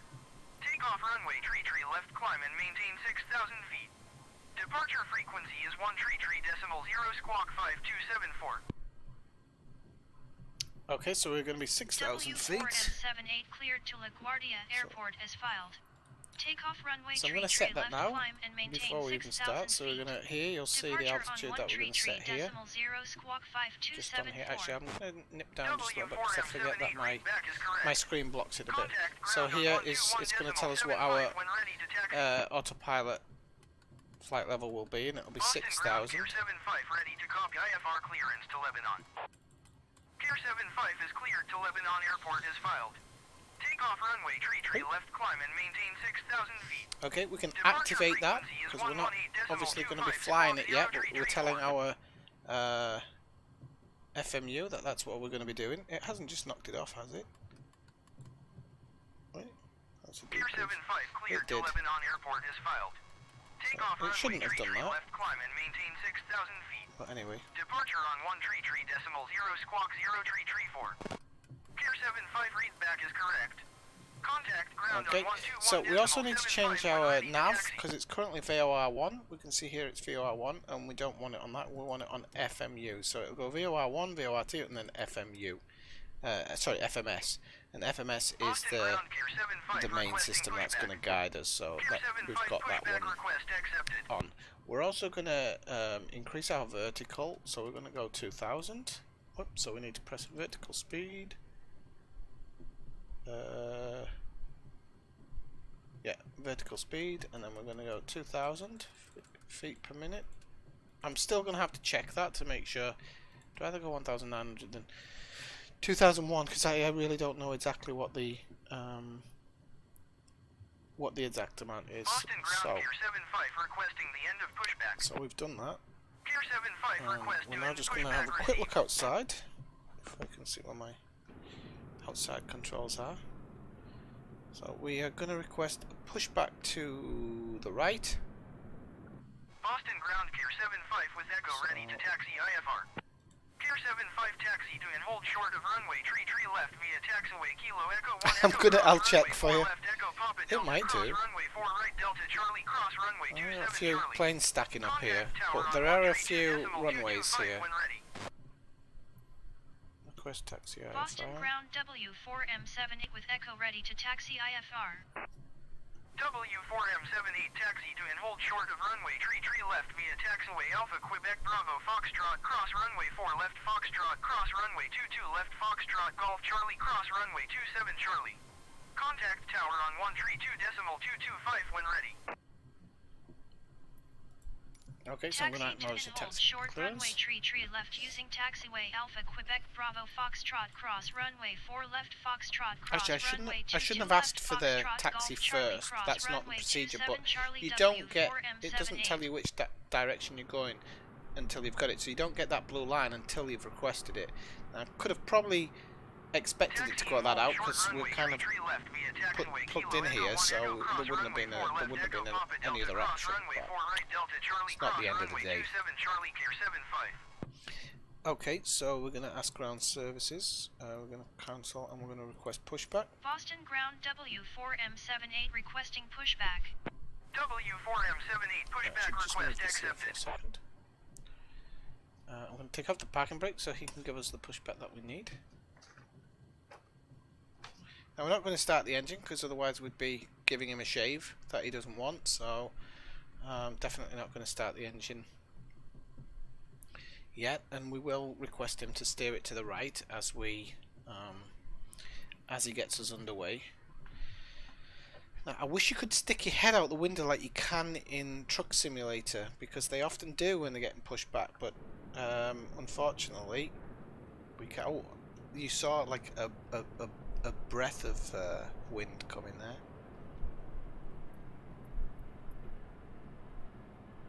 When it says steer it to the right, I can never remember if it's our right or his right.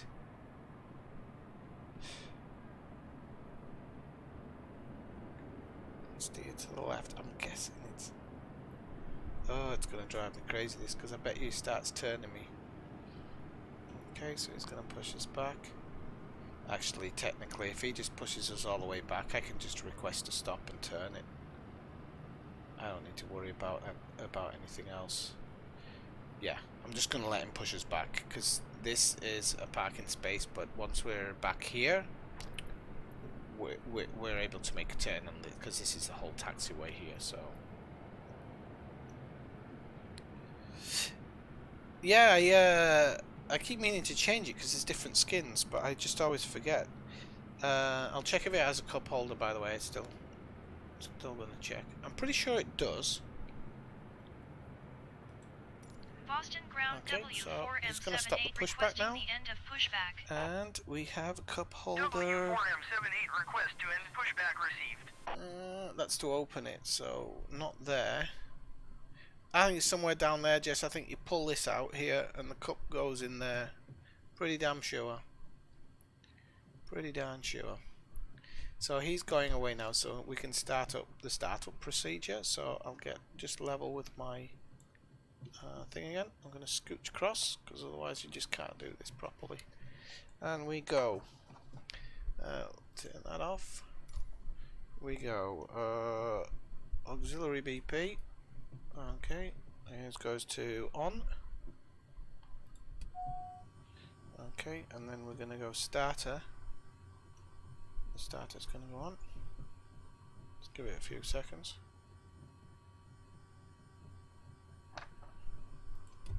Then we're going to start the engine.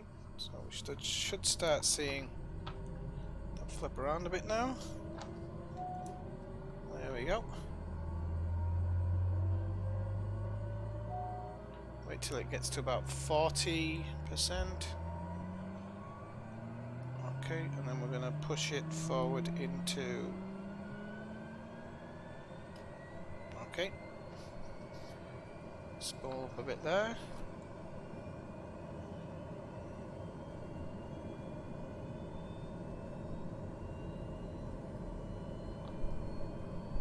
Okay, then auxiliary BP now goes up to auto. Fuel select goes to auto. Then we have the autopilot trim needs to be set up to the on position. Okay, bleed air needs to be auto, so that's down here. Needs to be auto. Okay, inert sep needs to be on, so that's there. Oh. Needs to be on. Right, we're gonna go, so we're gonna go, lights need to be on taxi. Actually, these need to be on as well, I'm sure. Because if we're taxiing, you need everything on. Okay. And then the next part, I'm actually going to do my... Oh no, you actually only put strobe and pulse when you get to the edge of the runway. So, but having said that, we have to put de-ice on because otherwise I think we're going to be in problems. So de-ice should be on.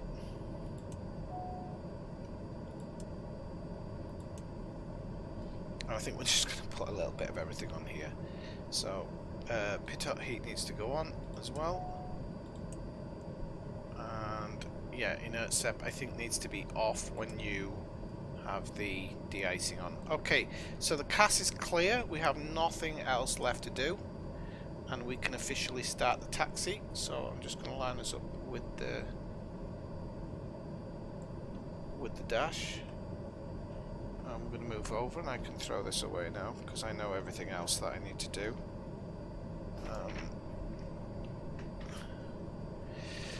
Okie dokie, let's get this show on the road. Let me show you that.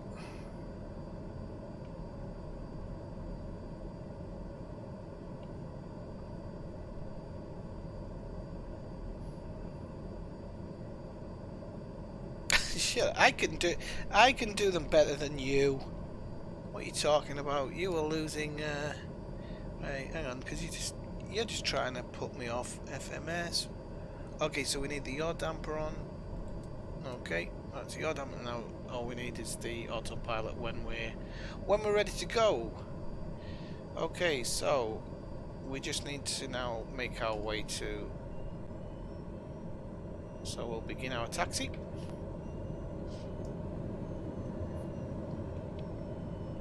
See you later, boys.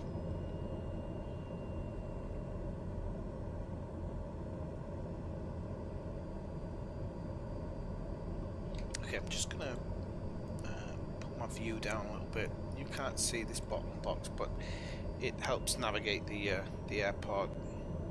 These yellow lines and whatnot. Sometimes you can see them, sometimes you don't see them as well. So let's roll out. So it looks like the weather's not too good. So we're going to be relying a lot on instrument flight readings, and I'm actually one of the reasons I set it to snow is I want to test myself with snow, because if we are landing in low visibility, you then need to rely on your instruments a lot more. Now, if we've got the approach markers on, that makes it a lot easier, but it will mean being extra careful and stuff like that. And you know me, extra careful isn't in my vocabulary. So oh, I like that skin. I don't know what that skin is, but that's pretty cool. Hong Kong Express, I think, or something. And there's another one over there, which is it Icelandair? Yeah, Icelandair.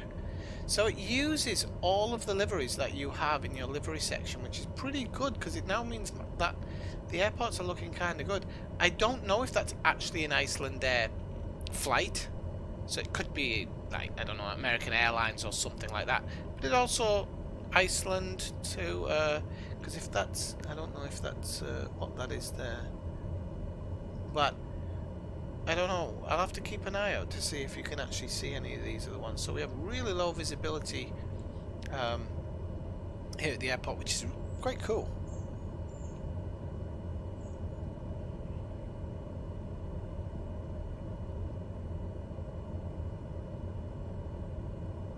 Flying upside down near the ground. No, I do that more in the F1 game. than I do in this one. The F1 cars in theory can fly upside down on a roof. Okay, so we've got Spirit there. I've never seen that in the UK. Unfortunately, if you look at the livery, it's on backwards. But okay, so it is. I think it does load in specific things. I'll have to check that. There is a way of checking what the other flights are on the ground, I do believe.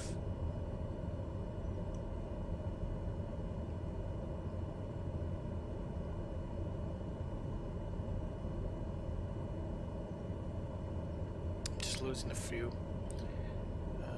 frames here. I can kind of see them dropping off a little bit. Okay, so we're going to go set our flaps ready for takeoff.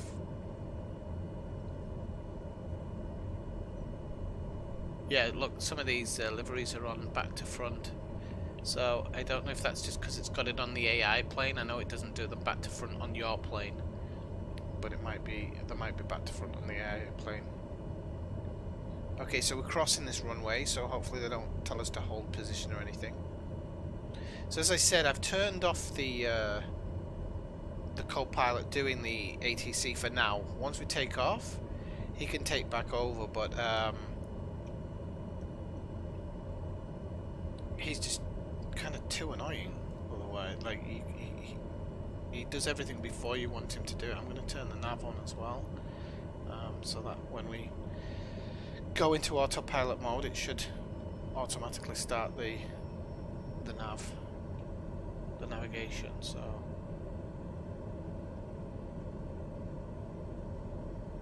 I don't need to play around with this to make sure I Boston ground American 2148 IFR to Washington, ready to copy. Okay, well, American 2148 is cleared to Washington Airport as filed. Takeoff runway tree left, climb and Where's that maintain taxi? 10,000 feet. yeah, it should Departure be. frequency is 118.25 squawk 2065. That should be the taxi thing, more or less there. It seems to get slower and slower, I don't know. It feels a bit weird. It shouldn't. American 2148 cleared to Washington Airport as filed. Takeoff runway tree left, climb and maintain 10,000 feet. Departure on 133.0 squawk 2065. Now what you could do in theory read back is correct. is turn off the ATC in game and then play ATC from a browser. And then you'd have real ATC. There are retro skins, Jess, yep. There are people doing a lot of retro skins and stuff. You can skin anything into this game. I mean, it doesn't even require great paint skills or anything as far as I'm aware. It's all quite easy to put a skin on it. So yeah, there are quite a lot of retro skins. I know for September 11th people did the American Airlines and I think it was Delta as well that they did. People have already started putting scenery in the game for free as well, so actually the town I live in, if you look at the video from last night at some time, you'll see actually somebody's put in all of the buildings. They've basically pulled them from Google Maps and put them into this game. So it's, the modding community for this is good, and there's paid modding and there's free modding, and sometimes the free modding can be very surprising. Okay, so well, that's our takeoff point on the left there. We just have to go around. Oh, you cripes, my computer made a real strange sound there. I don't often fly with bad weather or anything because of the possibility of frame rate issues and stuff, but is it the oldest? I didn't know that. I don't think anybody's done a Southwest yet though in the A320. I didn't see a Southwest, but I've hardly flown the A320 because I've been trying to find the best plane for me. Because I mean, each plane handles so much differently that you really need the one. Delta 155 pushback request accepted. Okay, we're almost at the runway now. Boston ground American 2148 requesting the end of pushback. American 2148 request to end pushback received. So I think I can go away from contact the tower. No. Oh no, I must have to wait till we get right to the edge of the runway. Boston ground American 2148 with Echo ready to taxi IFR. I love these ground American 2148 conditions. taxi to and hold short of runway tree left. On my computer, the reflections aren't too great, because I bet these reflections on the ground are much better. And I don't like the tarmac colour either when it's wet. The tarmac's too white. I'm sure that there'll be some mods coming to that at some point very soon. So. Taxi to and hold short runway tree left via taxiway Kilo Echo 1 Echo. Okay, so we have to stop short here. Delta cross runway 4 right Delta Charlie cross Oh runway no, 27 sorry, Charlie no I American don't. 2148. I have to cross this runway. I didn't realise.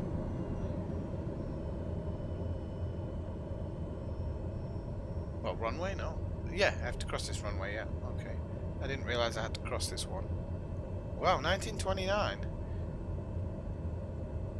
Boston ground Delta Tree 12 ready to copy IFR. Not many people survived those first flights. Delta Tree 12 is cleared to Atlanta Airport is filed.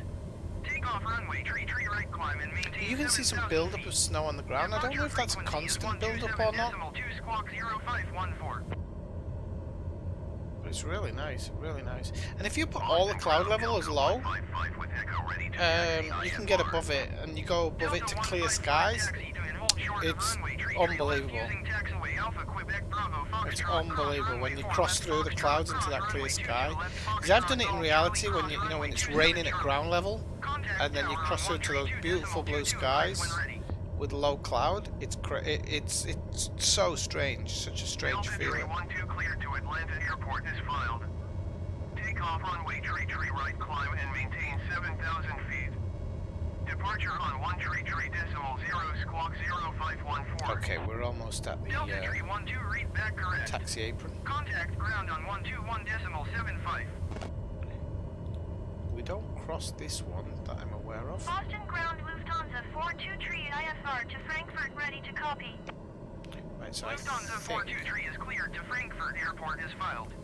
Takeoff runway tree right climb and maintain 7,000 feet.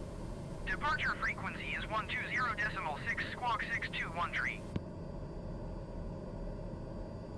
Taxiing hold short runway tree cripes.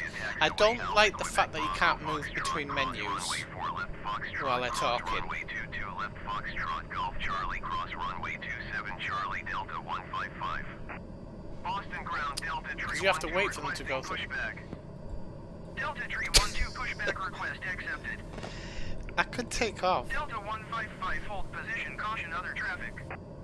It might be me. Delta 155 Right, tune Boston Tower, thank God. Okay, request takeoff clearance. Boston Tower W4M78 ready for IFR departure runway tree left. W4M78 cleared for takeoff runway tree left. Cleared for takeoff runway tree left W4M78. Okay, we're going to go for a straight out takeoff here, hopefully. Hopefully I don't mess it up, and we can just go for a... We can just go for a straight out takeoff. And like I said, the great thing about this this airplane here is that she will take off herself with the very slightest touch of the yoke and pulling it back. She'll just do it herself, so that's always good. Oh, it's done that bloody thing again. So it's taken me to the end of the runway because I was in the bloody... because I didn't look. I've been checking that every single time as well. Luckily it's got a turnaround point here. And I'm in a small enough plane. Right, there we go. Okay, we're just going to line up. Why it taxis you into it like that, I have no idea. I'm sure again they'll fix that, but it's absolutely unnecessary for it to do that. Okay, let's go to takeoff. Oh, we've got a slight crosswind coming from the right. Never dealt with that before. Jeez Louise. And it's not slight, it's quite a lot. I'm really having to... Jeez Louise. Okay, this is fun. Right, we are at takeoff speed now, V1. So we can begin to rotate, and she should take off no problem. Right, okay. So we're going to bring the landing gear up. I'm going to fly her the runway hood in slightly. I'm just going to pull back a little bit.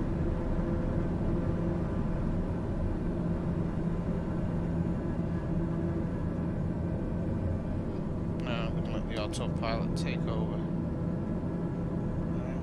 W4M78, contact Boston departure on 133.0.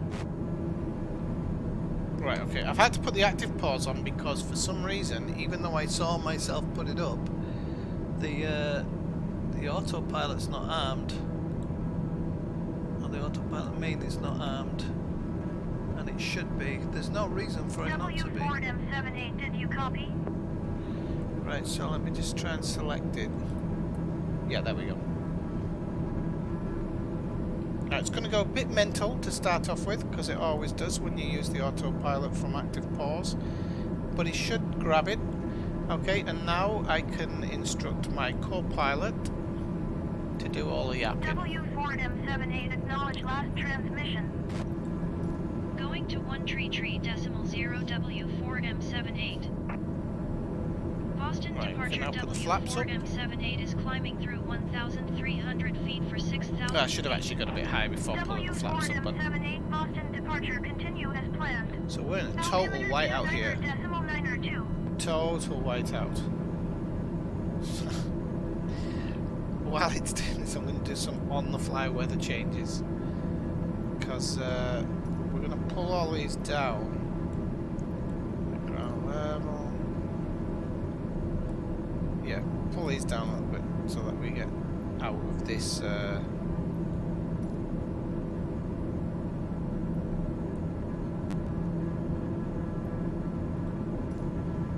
then we should fly out of this at some point into good weather. And then I can change the weather a bit, I suppose. So we're going to 6,000 feet. Check insurance paperwork. Yeah, why the AP didn't kick in? That really annoyed me, that, because it's done that a couple of times, but it's not, I mean, it's not the end of the world when it doesn't. Just check that it comes off. Yeah, it's going off and on now.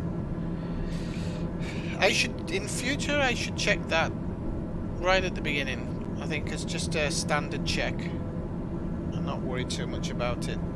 Okay, I can afford to stick the engines up a little bit here. Not that much. Okay, there we go. So I might be able to build up just a little bit of speed. And she's making another turn to the left, but obviously we can't see. You can already see ice building up on the wing, even though I've got the de-icing on, which is so cool. Look at it on the front of the plane. We're now above the clouds, which is cool as well. But you can see everything starting to ice up already. And look at this, we're above the clouds now. This is beautiful when you're above the clouds. So cool.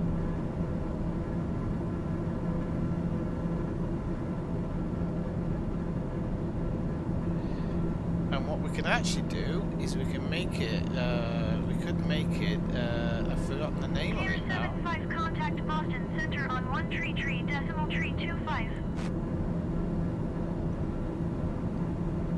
There is one where you can kind of, I don't know whether you pull all of the clouds up. 133.325, Pier 75. Yeah, we'll do it like that. So just so we get the look of the winter wonderland. So all the clouds are really high, and then look at this outside. This is this is what I love. Look at it.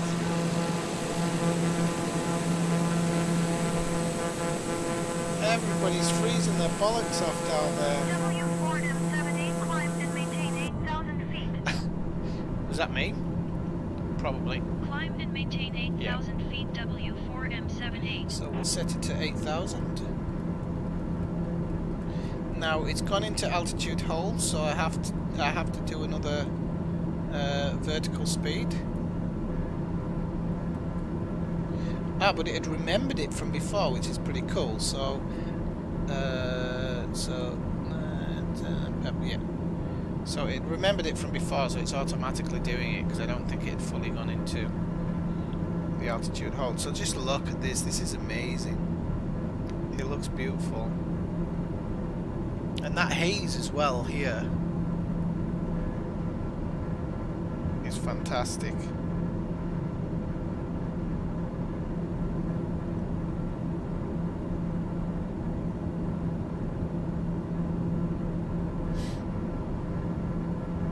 Just checking my engines here just to make sure that we're not over kicking them, because normally when you get up to your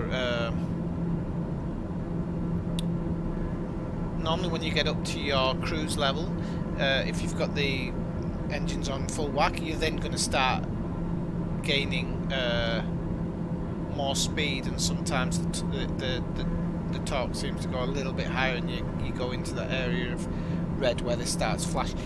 You're basically cooking your engine, so you don't want to do that. So we might need to turn the temperature up, I think, on our fans. We'll have them on hot. And we'll turn the fan up a little bit. I don't know. So we'll put that down for pilots and passengers. I don't want to be selfish.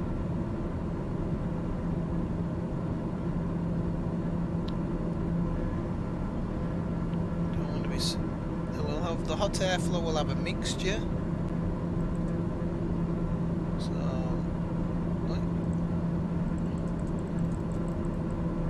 because I'm not a selfish person at heart. We'll have a mixture.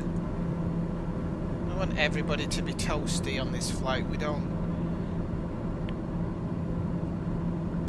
want people to get cold. We should be able to see Boston.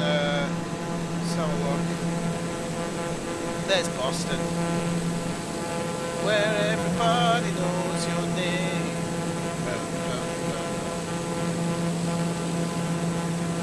I'm guessing it's Boston. I can't imagine any city that big on the eastern seaboard, so I don't know what the airport there is.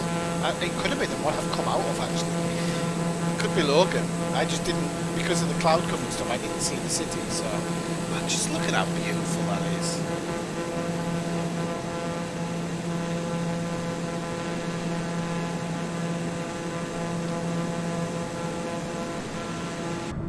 That's a beautiful thing.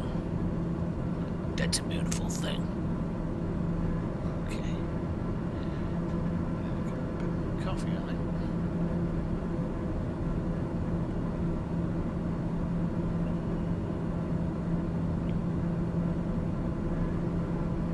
Oh, we've got an American Airlines down here.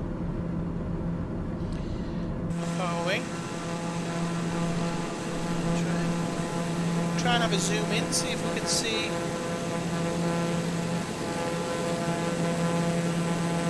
Oh, there he is. Yeah, we can actually fully see the plane there. That's pretty cool. It's not asking us to report him in sight, which it used to do on FSX. Just as a warning, it would say, you know, so-and-so passing at X o'clock and report them in sight. So you did or you didn't, based around on whether you could or you couldn't. So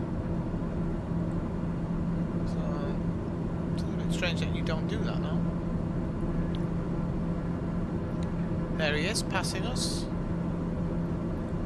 Just gonna turn off the GPS tracking a second, just so we can see. Okay, yeah, so we're gonna come in, and then we're gonna come in across Long Island, and then we'll go up towards the tip of. Come on, Michael, you know New York. Boston departure American The tip 213 of. is climbing through 700 feet for Oh no, we'll actually pass through a bit of the Bronx, so we'll come over the Bronx and then into LaGuardia and Queens. So.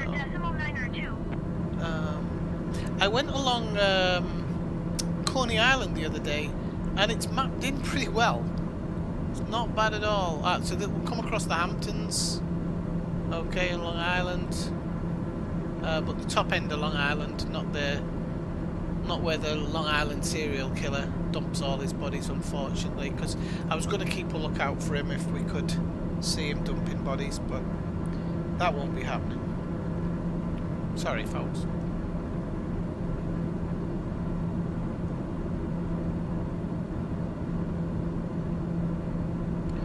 Snow is falling.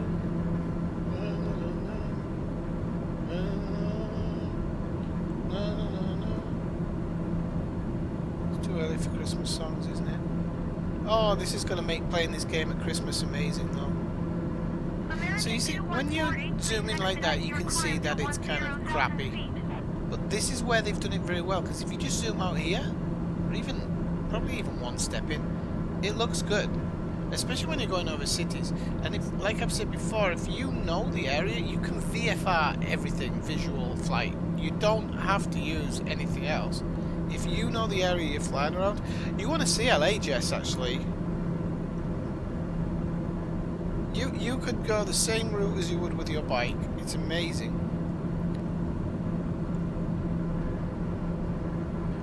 And apparently... American 2148 traffic is 9 o'clock 3 miles at 0 generic. Apparently, I don't know if they're still doing it. W4M78 contact I'm gonna try that actually. I'm actually gonna go down South Central and Watts and see if gunshots. See if you can hear gunshots. That would be so funny if somebody modded that in. But I VFR'd LA as well. Oh, she's actually talking. Sorry, I wasn't paying attention. 426 UR4 1 mile southeast. Climb and maintain 2,200 What did she say? Vectors visual runway tree right approach. I need to find out what she said. 426 climb and maintain 10,000 feet. I don't know if she told me to go higher because I was too busy talking. Come on, drag down. Drag down. I'm gonna have to do it. I'm gonna have to open it or something.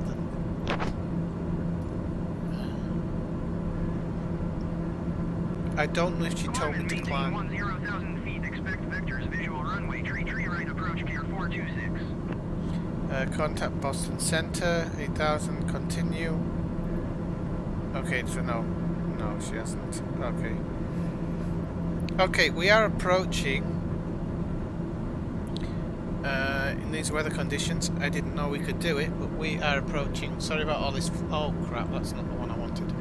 Ah, you press X, that's why. And then it'll come back into it. So you can see I'm at 243 here, and normally I don't get to this speed, but I'm not sure if it's weather conditions or whatever that allows it. See how de-icing is working? I heard a few creaks as we made a turn there, but I think that's completely normal. But it does put the and can you see the thumbprints on the window? This is what I was talking about. The right angles, you can see scratches in the glass and thumbprints on the window, and it seems to change. Seems to change position.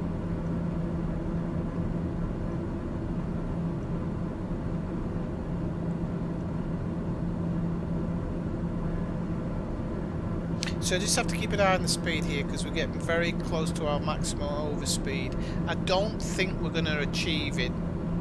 I say achieve it like it's something great, but I don't think we're going to get there because it's what, we're 10, 20, 27 knots off it, and I just don't think that this plane can push that. 602 is climbing through 7,700 feet for 10,000 feet. M flight 6602 Boston Center continue. Just look at this. I mean, it looks amazing. See all the different types of fields and stuff.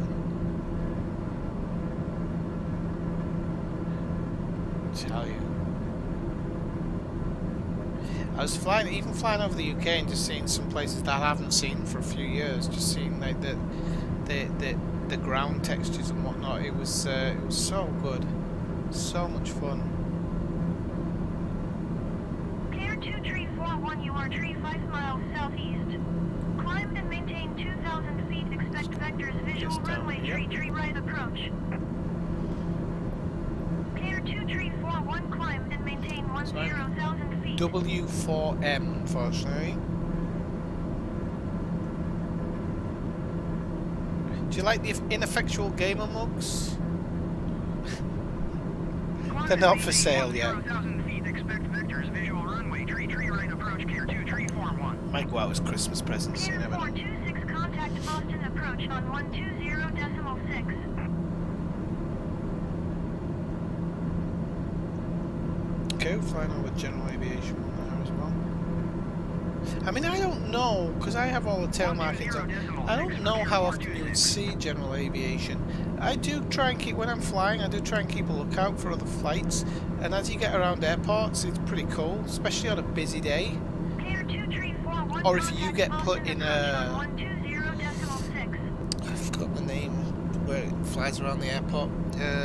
But yeah, you get put into one of them with a few other planes and you can see them all at just various slightly different levels, just doing laps. It's always really good to see. So why in some flights you get cleared to 11,000 and why on other flights you get cleared to 8,000?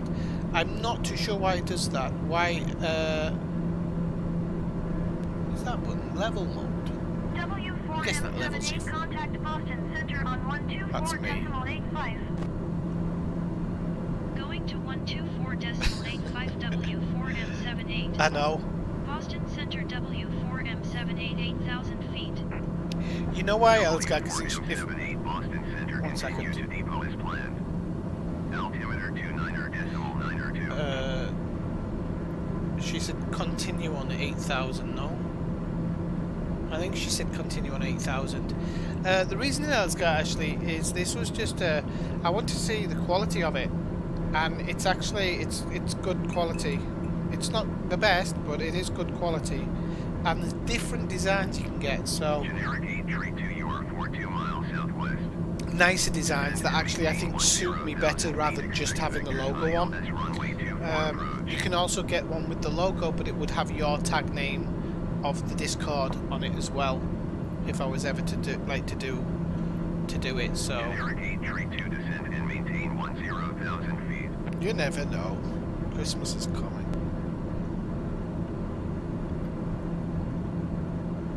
Can't believe it's only a few months till Christmas. It's crazy. Thanksgiving for you lot.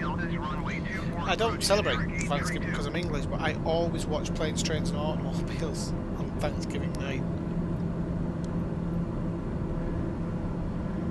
That was before Steve Martin wasn't so funny, but I can't say that because he tweeted me a while back, so I can't say anything bad about him. But he's actually still quite funny. I just think like his films got a bit boring. They weren't as funny, but he's still funny.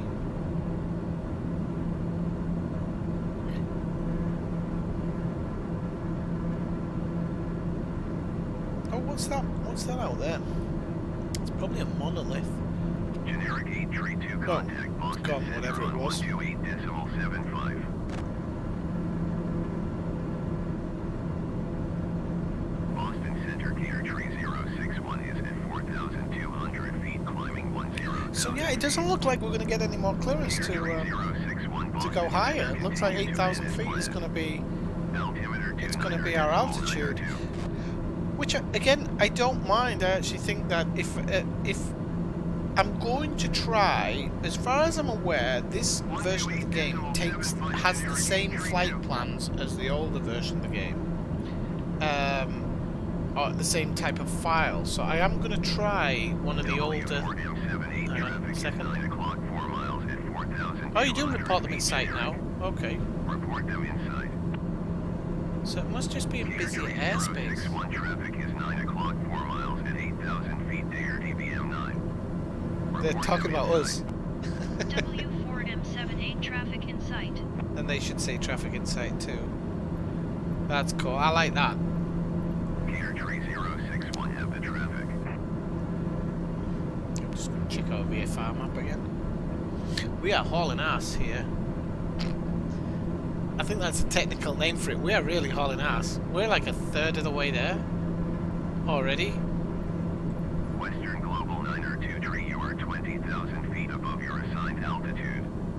Descend and maintain 10,000 feet. But the reason I don't mind not going higher and getting there a bit faster is because I like the fact that you can kind of sit and look out the window and actually, you know, see the stuff. Look at this. Look at the sun on that. And it lets you see parts of of America that you didn't realise. Like this part, I didn't realise there was parts like this. I don't think there's any houses on them. I'd love to know where Martha's Vineyard is. I'm guessing it's somewhere along this piece of the coastline here. Altimeter 29.92. Generic 832, contact Boston approach on 120.125. Going to 120.125, generic 832.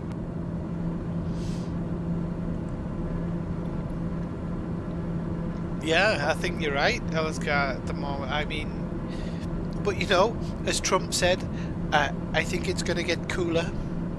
So,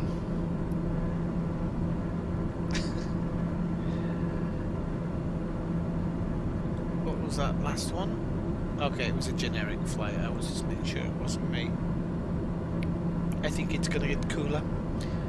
Yeah, we'll just. What should we do? Perhaps turn the fans on. No, fanning flames is not a good thing. I fan the flames. I'm the best in the world at fanning the flames. That's fanning the flames of discord, Mr. Trump. Same thing. Right. Did I say discourse or discord? I've got discord on the brain. Boston Center Western Global 902 tree is out of flight level tree 50 for 10,000 feet. Western Global 902 tree Boston Center continues The fires will be over by Easter.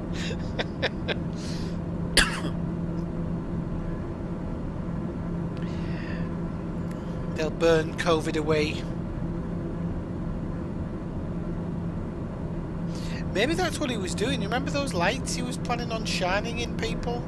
Maybe he just had like some NASA satellite shining lights at the... trying to burn it off. Burn away the COVID.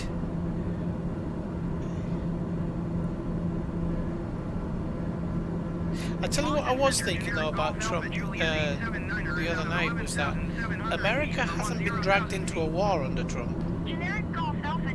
Nearly every previous president has got into a war somewhere, not Trump, and he said he wouldn't.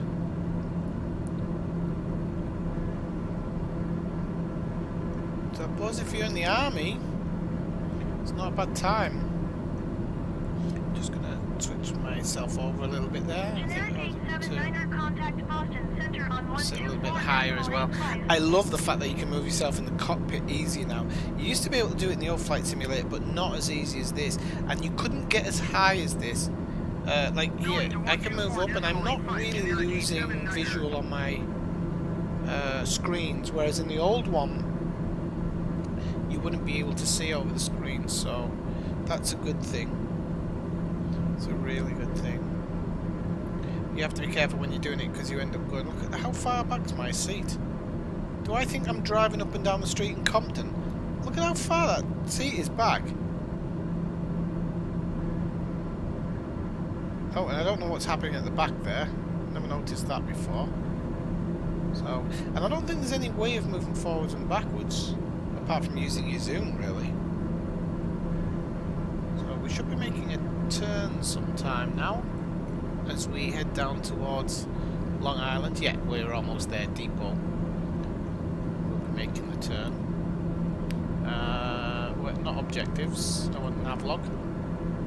So we are at depot, which is 7 in line, and LaGuardia is 16th, so we're almost halfway there in terms of markers.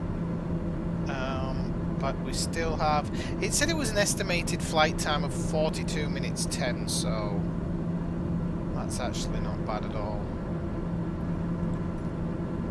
is pretty much what I was looking at or expecting. Didn't realise we'd fly out so far over the sea, but I don't mind coming out over the sea. You do when you're landing in Barcelona as well. So you can see the plane's almost fully de-iced now. How cool is that? So we saw the ice build up, but because we've got the de-icing on, it's gone away. And we're going to be heading over in this direction any time now. Gonna make that turn. It's all you need. There we go. Here comes the turn.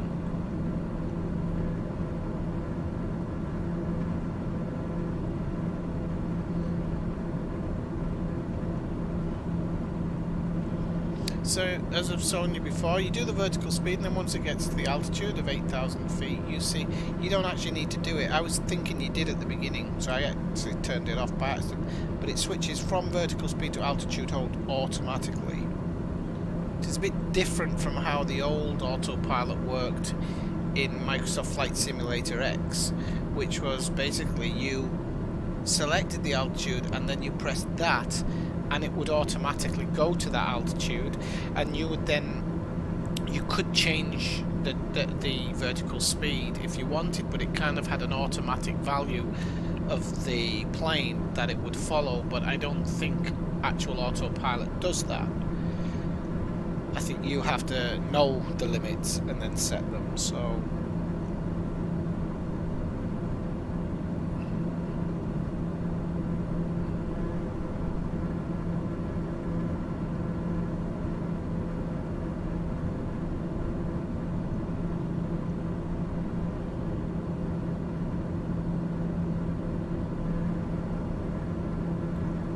now, I've landed at LaGuardia before, but it was in an Icon. I was doing runs from, oh crepes, what's the one in New Jersey called? I should know, I bloody landed there last time I went to New York. W4M78, contact Boston Center on I can't remember what it's called. 124.85. Well, the Icon 85 actually has a parachute on the airplane. So if you get into trouble, in theory, you're supposed to pull the parachute and no, you're supposed to cut the engines and then pull the parachute. But unfortunately, they haven't done that in game. Which I'm gonna say hashtag disappointed. Would have been nice. Would have been nice. Yeah, I wish I'd have maybe changed that. You remember that part? I was thinking about editing, because I'd have rather not come out too much over the sea like this, because in reality I think we'd have actually come more in from this direction. I don't understand why we would have gone here. It doesn't seem like it would need to go there. For example, when you come to land in Barcelona, but this is for the approach, you always go out over the sea and then kind of make your way back into the mainland. But it's because the approach to the runway requires you to be over the sea when you first line up with it. But I've noticed in this game that sometimes it seems to send you into, or it'll seem to send you over, like mid-flight, over areas where you really don't need to go. So that's why I was happy to find that you can actually edit your flights down a little bit, because you wouldn't be making, as far as I'm aware, you wouldn't be making so many changes, because the whole point, especially with IFR, is get to your cruising altitude and then make very, very, very slight changes every, you know, God knows how many miles. You make slight changes. Because you're so high, you only need to move a little bit. You don't really want to be at low level making these huge turns all the time unless you're on an approach. So I love how I speak like I'm a total expert, but I know a little bit. And I'm pretty sure that's how it is, because when you fly somewhere, you yeah.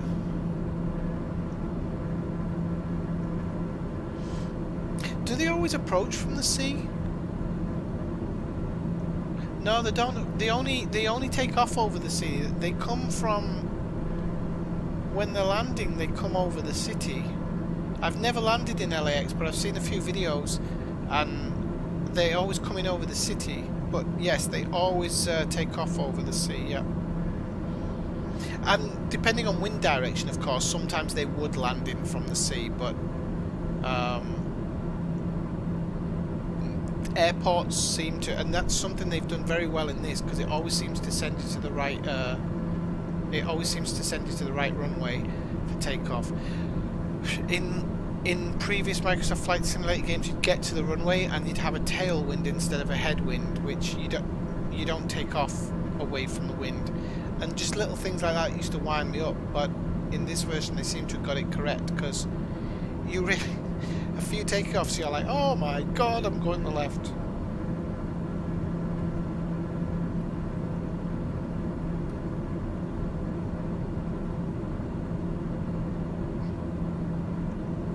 Because I remember flying from in the simulator from Las Vegas to LA once, and it routed me over the sea. It kind of routed me up to kind of Santa Monica, in Santa Monica or Santa Monica, I suppose. No, Santa Monica, no. Wherever Charlie Sheen lives in 2.5 Men, and it kind of sent you up there, and you came and did a semicircle back in. But whenever I've seen videos, like what's his name? High Pressure Aviation. Really, his videos are great. High Pressure Aviation. He's a pilot and he records a lot of night landings. And when I've seen his videos of LA, he's always come in over the city and not gone out to sea, actually landed. So that's why I wasn't sure. Okay, so we're not far off now. We're just coming over Long Island now. Malibu, that's it. Hey, Abstract Gamer. Sad what? Why are you sad? Are you sad? Am I sad? Are we all sad?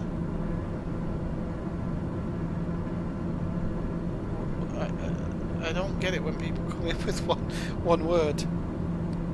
Unless it's git, then I normally get what it means. Welcome in, by the way, Abstract Gamer. I don't think I've seen that name before in stream. Oh, cripes, tell me about it.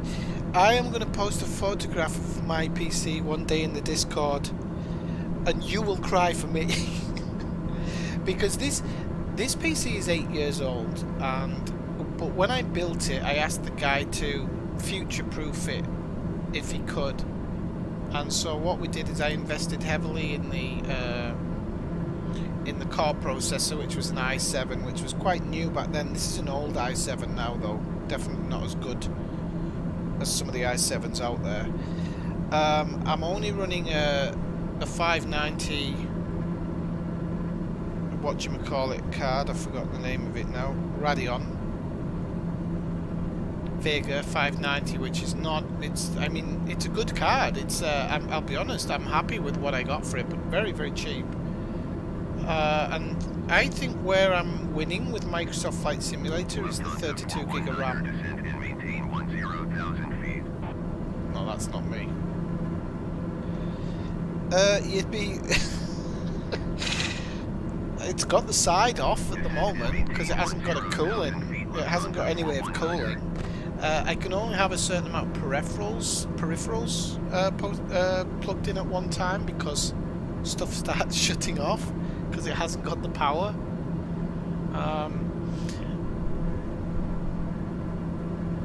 Scroom. I got what you meant, Jess. Don't worry. Don't worry. 9.7. If you'd never typed 9.7, it would have never been a thing.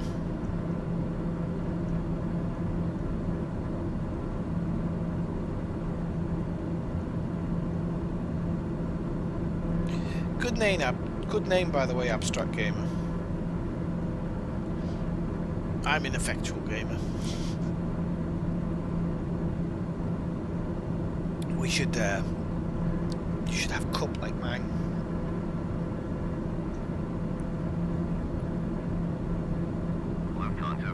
Or you can buy the Spaceballs hoodie. Feet above your assigned altitude. Descend and maintain 10,000 feet. There's going to be an Ineffectual Gamer flamethrower. The kids love that one.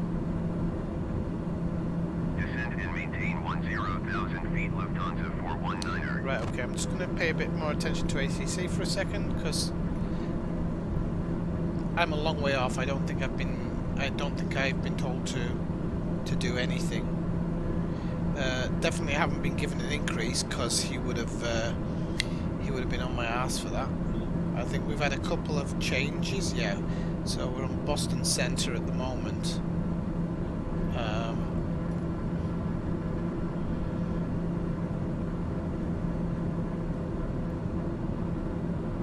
I'm just looking to see if it's still snowy over here, and whether or not it would have done like a weather change a little bit. But I'm not in the live weather, of course, because otherwise it wouldn't be wintry. But I just wanted to see what it looks like. I can only use one screen, Jess. I think if I plugged another one in, my computer would have no idea. Ah, well, for example, Restream Chat is here on my tablet, you see. Then when you see me kind of looking around, it's because I actually have to look, for example, here for my VFR map at the moment, looking down at my throttle. So no, I've only got one screen. When I say I've got a potato PC, you wouldn't believe it. Honestly, you would not. It works, and I'm happy it works, and I've been through some bloody scrapes with it. I think a couple of months back it just stopped working completely. But I prodded and poked at it for 3 days, called it a lot of names, and eventually it started working again. And it's been as good as new since then.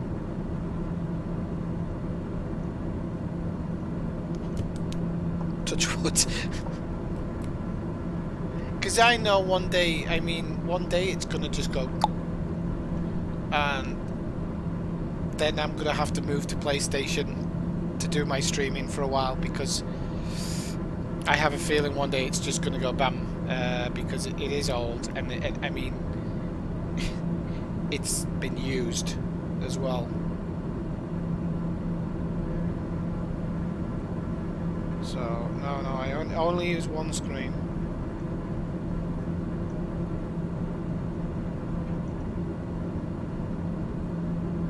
I'd like to get a bigger screen actually, just to do this song, because I think then I'd be able to maybe do a bit more that's hidden from you, because I'm using streaming software, but I'd be able to see in the foreground maybe if I had a bigger screen. I suppose everything else grows, but there is a way of making it squeeze down a little bit. But I'd be able to have more information on screen, because at the moment it's sometimes difficult looking down and having to read the chat and stuff.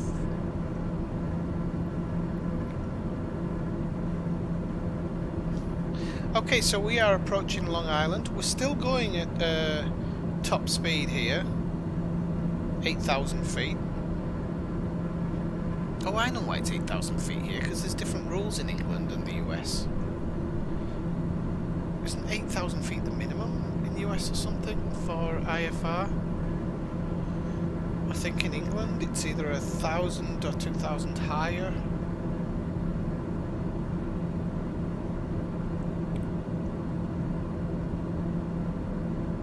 This is what I never think about when I think about America, is these huge bays.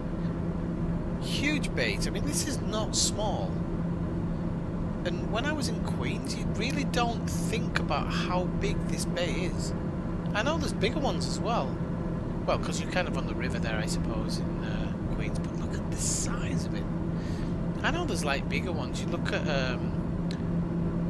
It's the lake in Chicago. I can't remember the name of the lake in Chicago, but that thing is like I think it's nearly as big as the Mediterranean at the top.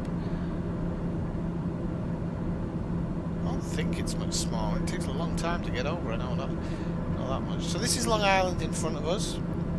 This is this stretch of beach here is a mixture of sometimes lots of houses and sometimes really barren. Descent and maintain 10,000 feet. So we've kind of got Manhattan somewhere over here.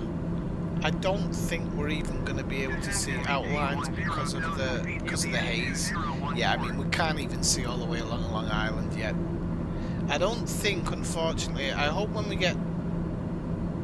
No, we're never going to get to see it. I thought we might be able to get to see Coney Island, but Coney Island is down in this part here. If we'd have been landing in Brooklyn Gasworks Airport, we'd have probably got to see it. But at KWR, this is the one out at the airport in New Jersey I was talking about earlier, and I can't think of what his bloody name is. No, it's just not coming to me at all, and I really don't know why. You can see there's a few airports in Long Island, and I didn't know that. I'll have to check a couple of them out for some short flights.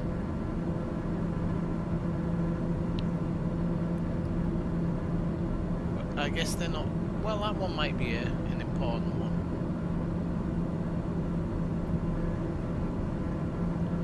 So we can just see it making. W4M78, contact Boston Center on 124.525. Yeah.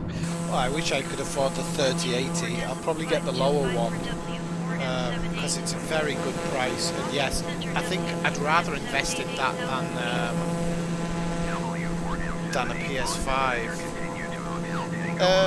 They're doing a showcase tomorrow night, Sony, but unless it blows me away, I don't think I'll be investing in one for a long time. I don't think I get enough out of my PS5, to be honest. I really don't. These days, I think I've got obviously The Last of Us. So when that came out, but I played that I think originally on PS3.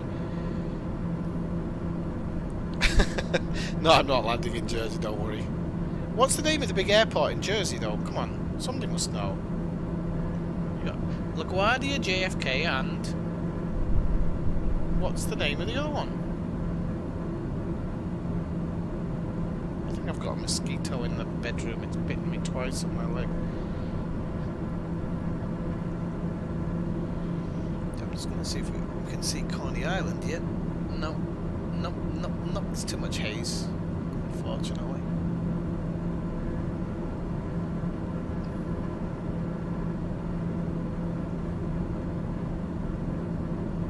This highway here looks like an important one. Just look at this when you're looking down. This looks so cool. I think, unfortunately, with the what they haven't done, for example, you don't often get you wouldn't often get snow on the beach. It happens sometimes, but it doesn't happen often. So all these areas should be a little bit green because of the salt water. Oh, don't make me look it up. You're gonna make me look it up, aren't you? 124.85 for UPS 2020.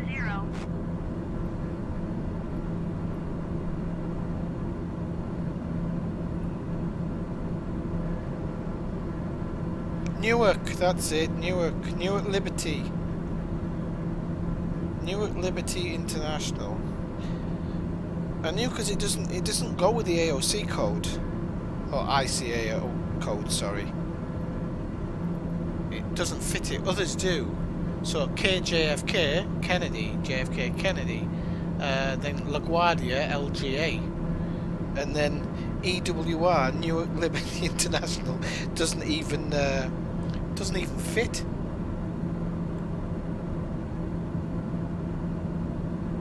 But it's Jersey. I mean, what more can you say?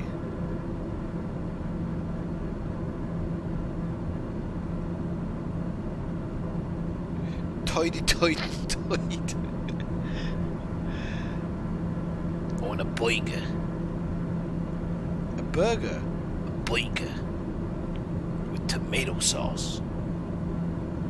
Tomato sauce? No, tomato sauce. Boston Center, United 526 is at flight level 210, descending 10,000 feet. United 526, Boston Center, continue as planned. Okay, so I'm leaving ATC open at the moment just so I can check it, just so I can get it when it comes, because I don't need to see the map because I've got the VFR map open here. If you want, I can either put it on GPS tracking. It's just for anybody watching. I think it's better to actually have this on. It's not too intrusive, is it? It doesn't look too intrusive to me because I'm concentrating purely on. I'm doing it with my hand. I've got a mouse for that. I'm concentrating purely here. And I mean, when I do this, I still don't need to worry about it. So, but if anybody feels it's too intrusive, I can turn them off. I don't need it open. I can listen. Toity. United 526. I love it.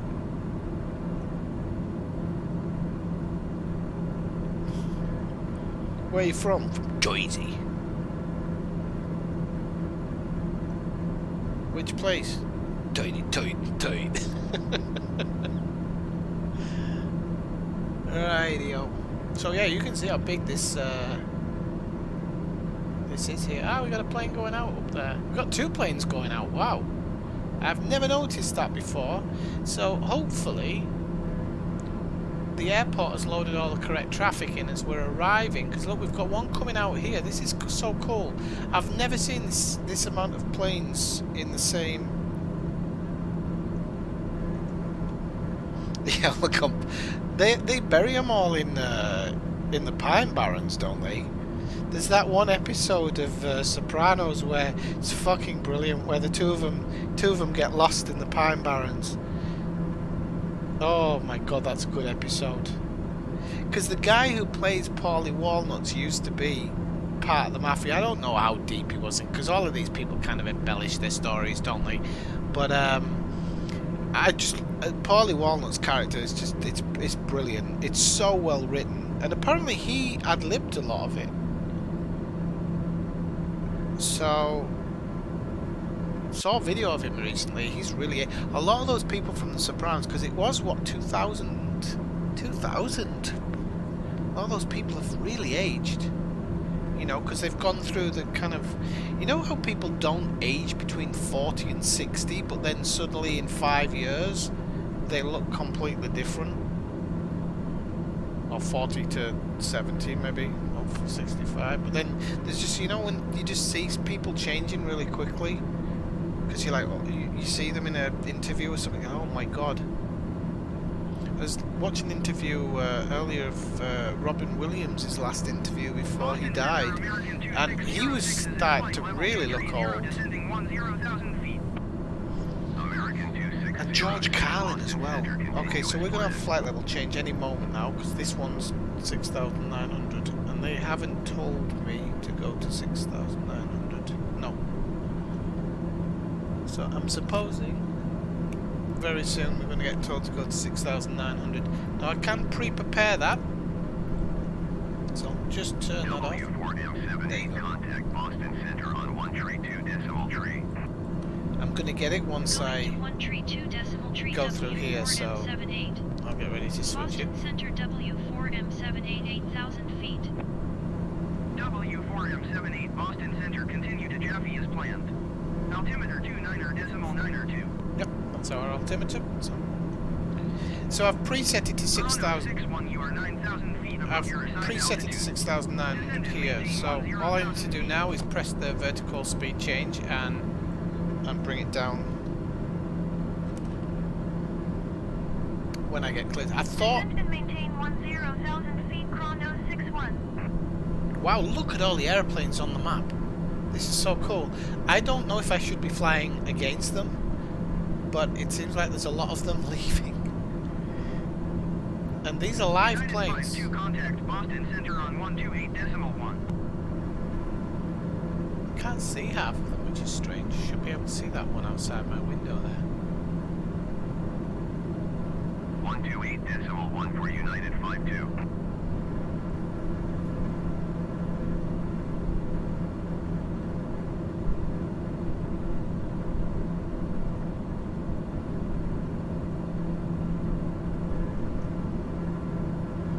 Commutator 49er 6 tree, you are 16,900 feet above your assigned altitude. They do actually. Descend and maintain 10,000 feet.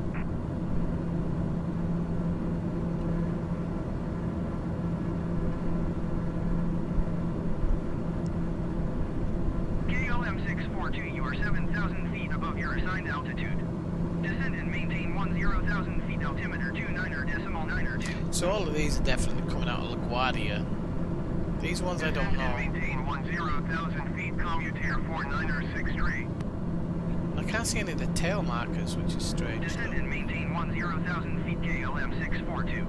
I thought I'd have at least seen one of them so 61 far. contact Boston Center on There should be one right there. 124.525. KLM 642 contact Boston Center on 128.1. Can't even see their wing lights, so I don't. Commutator I don't know if 49er there's 63 an issue contact there. Boston Center on 124.525.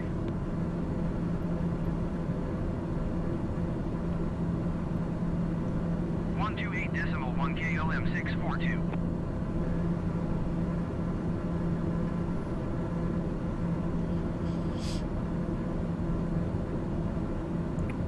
Right. Going to 124.525. I'm just going to do Commutator 49er an active 63. pause there for a second, and I just need to nip to the loo because I haven't been to the loo in ages, and I'm absolutely dying here. And I think it's going to be 10 minutes before I get into parking, and I can't wait that long. I'll be 1 second, people. Well, 2 seconds.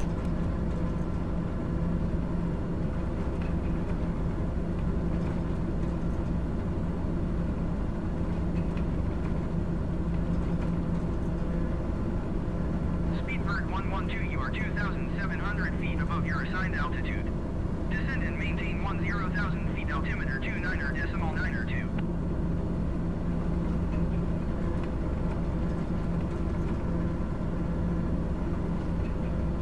Descend and maintain 10,000 feet, Speedbird 112.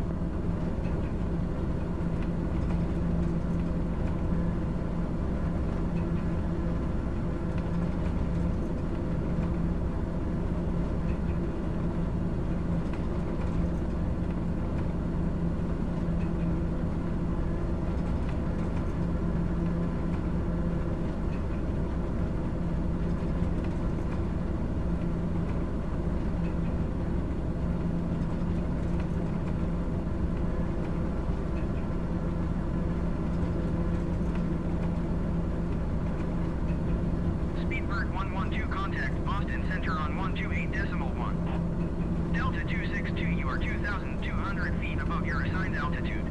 Descend and maintain 10,000 feet, altimeter 29er.92.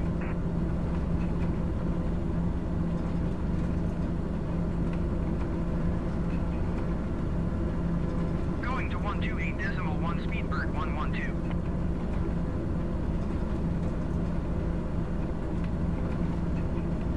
Descend and maintain 10,000 feet, Delta 262.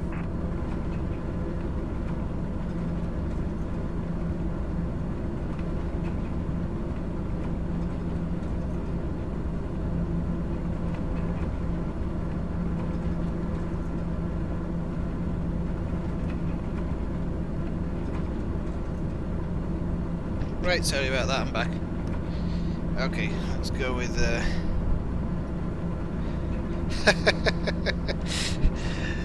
yes, he would, wouldn't he? Oh, whoa, whoa, whoa, whoa, whoa, whoa, whoa.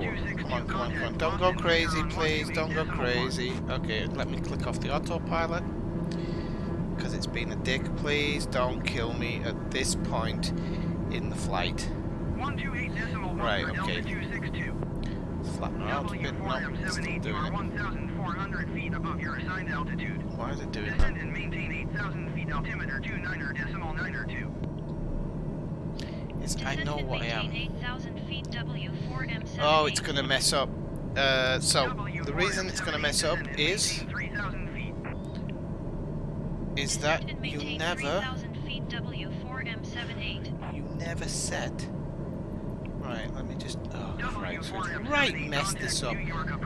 Never use active pause. Boston Center, generic Charlie, Golf Lima, X-ray Charlie. You've really got to hope that this doesn't stall. I really do. Right, so he's putting the nose down now. Charlie, Golf Lima, X-ray Charlie, We're Boston not Center, far of stall speed though. I'll get it back. 120.8 Right, so- W4M78. So New we York want to go... approach W4M78 is at 10,500 feet, descending so- 3,000 feet. We're going down to 3,000. Thank God I saved that. Just a warning, never use the active pause button.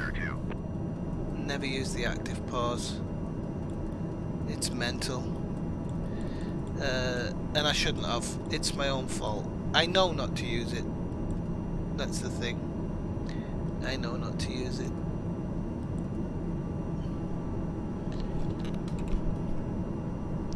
And I don't know what speed I'm allowed here, actually, now, because I wasn't able to read any of that either.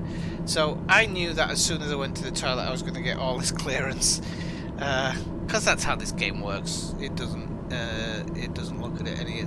So we can actually go to 3,000. So we're going to pull it down to 3,000. Luckily I was able to save it. There's a problem because the active... What happens with the active pause, by the looks of it, descended to 3,000, okay. So what it looks like is when you put it into active pause... Yeah. When you put it into active pause, the plane continues to fly its plan. And so when you undo the active pause, because pause and active pause are different. Active pause, the world continues around you, so other planes are still flying, things are still happening, but you stay in position. But what it seems that the autopilot thinks is that you're still going, and then suddenly when you turn off the active pause, it gets super confused and it doesn't know what it's supposed to be doing, which ends up with one of those nose up things like that. And that's why I shouldn't have put the active pause on. But thankfully, we saved it. So, okay, so we're coming over. Overspeed. Oh,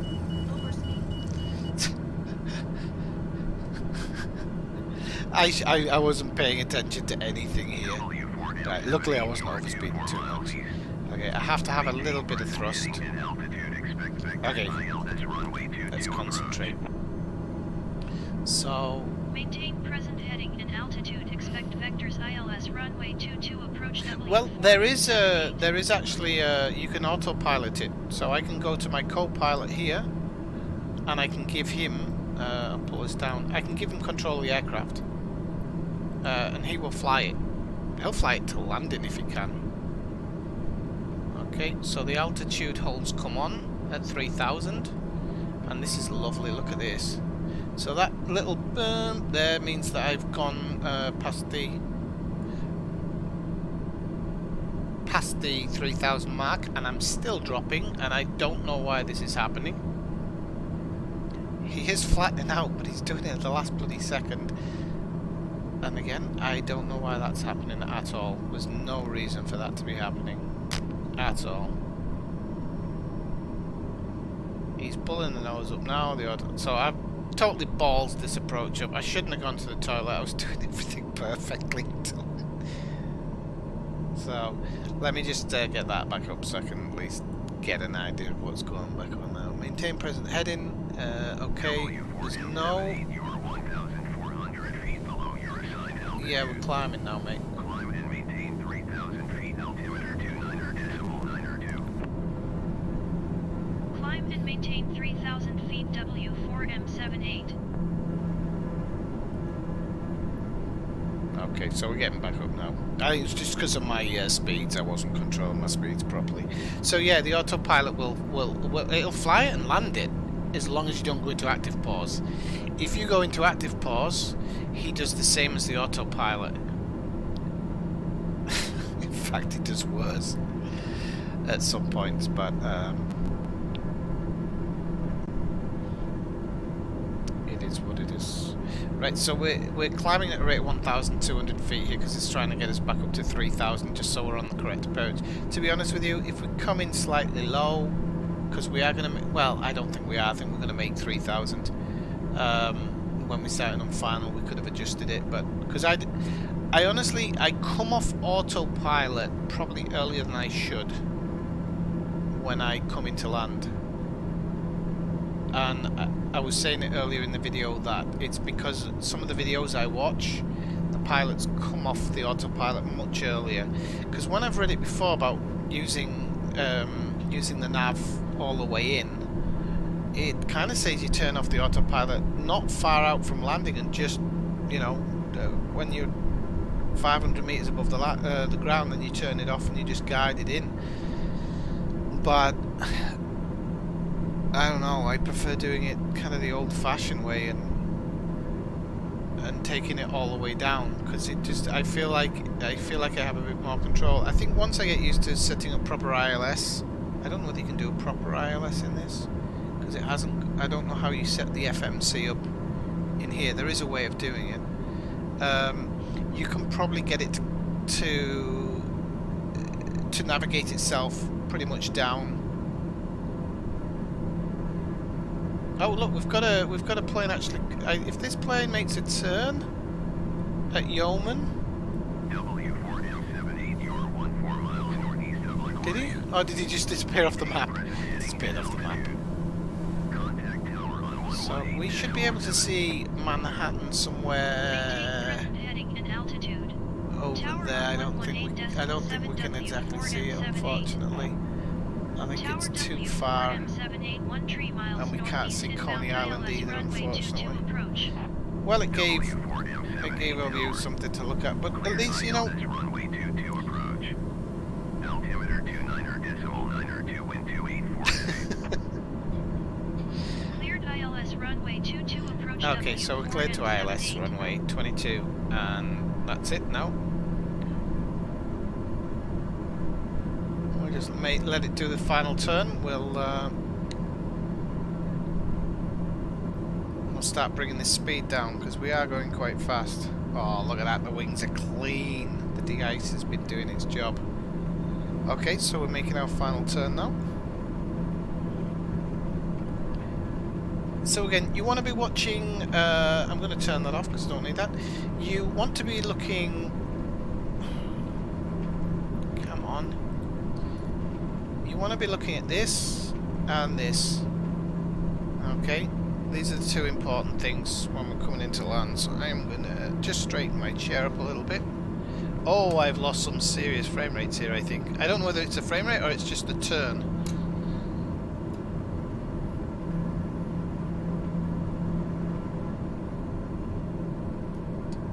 I'm going to start bringing the landing gear down.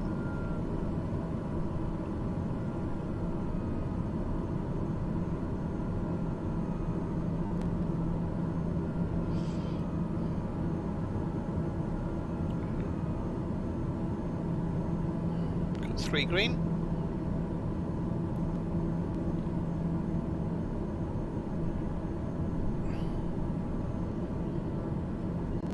Just going to bring the speed down a little bit.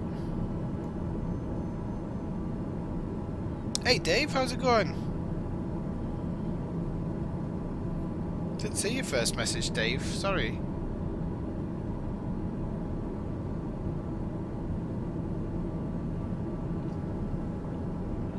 Okay, so landing gear's down and good. You can see we're dropping speed. We're down to 186. Don't want to be approaching much less than 1. Sorry, I need to adjust myself. I was in a bit of a rush coming back from the toilet and I've trapped things. So, American 189er tree cleared to land runway 22. Follow the generic on final. Wind 284 today.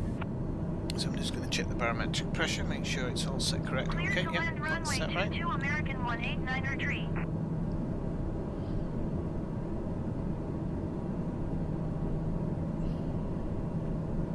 So I'm going to take off the altitude hold now because we really don't need it. Altitude hold. Right, and we're going to bring down our first flaps, so the nose will go up a little bit. And and then it should start dropping slightly. And this is where we need to keep more of an eye on our speed. I've now turned the autopilot off, so this is me now flying this in. So let me just adjust the camera. I should have probably done this before. W4M78 cleared to land. So I've got clearance to land. Follow the generic on final. Wind 284 today. Okay, so Cleared to land runway 22W4M78. now because I'm pitching the nose down, we're picking up speed, so I've really got to adjust a little bit, and I'm also a little bit wide off the airport here, so, and I'm really high, so I'm gonna pull this back a little bit so I can pitch the nose down, because I need to make that back up, but I don't want to lose airspeed. I don't really want to lose airspeed, so this is the top end of the Bronx. We're coming over here. Just gonna knock the engines back up a little bit. I'm still not actually slow enough. I'm gonna put down the second flap, so our nose is gonna go up a little bit now. But now we're not so high, so that's good. We are just a little bit off center. I'm just gonna try and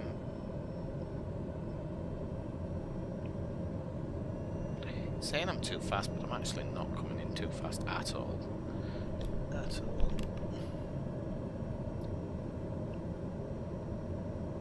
I don't feel too fast anyway at the moment. I'm still bleeding off, and we haven't actually even pitched the nose up. There you go. Oh, so that American Airlines there should not be coming under me. One of us should have been told to go around, because essentially I'm going to be coming in on his wake. He seems really low. He's low or I'm high? No, he's low. He's really low. But he's AI, so I don't think the AI actually flies by the aerodynamic rules that I have to. Wow, this is actually, I tell you one thing different, really different, is picking a landing spot and seeing the runway. Luckily I've got the lights guiding me in, it's not too bad, but it's really difficult to see the runway. And with him in front of me, I should be doing a go around, but there's no way I'm doing a go around. No way. So sorry about the bouncy bit, I didn't mean to do that. It's because I was looking down at my my instruments. American 189 retreat, turn next taxiway. He better, because I'm coming in. Okay, we're gonna just bleed off a bit more. We want to come in about 10 above our stall speed. Still need to bleed off a few bit. Sorry, I'm doing that because I went a bit wide there, but we're okay.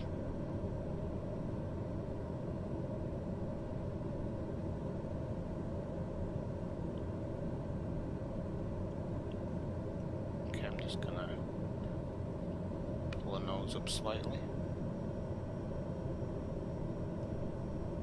Yeah, a bit off center, but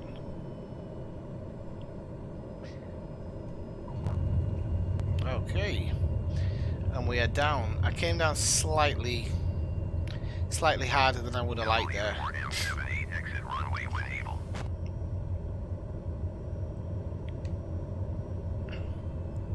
Can I not exit here?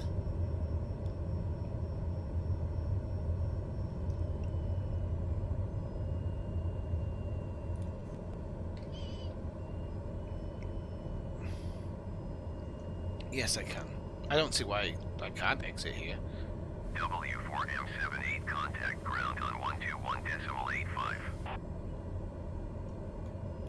It's gonna do a solid Cleared job. to land runway 22. Right, okay. Follow the No, that was actually a good landing. I came down slightly harder, but I didn't Going to bounce, 121.85 which is the most important part. W4M78. So we won't have to be fixing. We won't have to be fixing my wheels. Ground W4M78 request I don't know what the taxi haze parking. is. W4M78 taxi to general aviation parking via taxiway Delta. I think it's something to do with Taxiing to general aviation. I think it's something to do with taxiway Delta W4M78. the reflections and stuff, because I think I've got some stuff turned off, and I think it causes that. So you can see Manhattan over there. It's the top end of Manhattan. Lower end of Manhattan's over here. You'll see it as I make this turn. I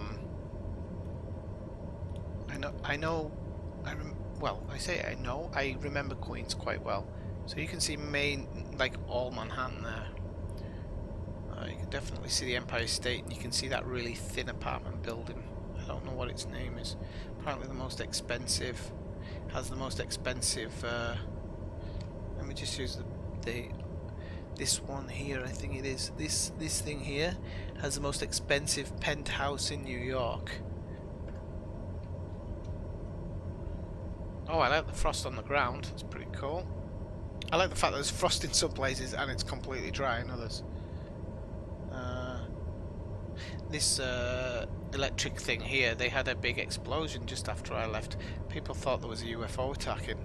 They seriously did, because it was like lighting up the whole sky with all the explosions and everything. Tell you what is close to LaGuardia Airport is the World Fair Park. So's Metz Field actually. Metz Field's very close to here as well. I can probably use the drone. Once I'm parked up, I'll use the drone to have a quick look over Queens.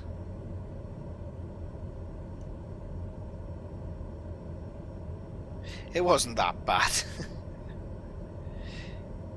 It isn't. It actually looks like I come down harder than I do as well, because I actually put my pilot higher up in the cockpit. So it actually does look like I come down a bit harder as well. But no, that was fine. If I'd have done a bad job, I'd have just said, "Oh, we're gonna have to avoid these planes here." I'd have said I bounced it, because I did the other night, I think, and I just.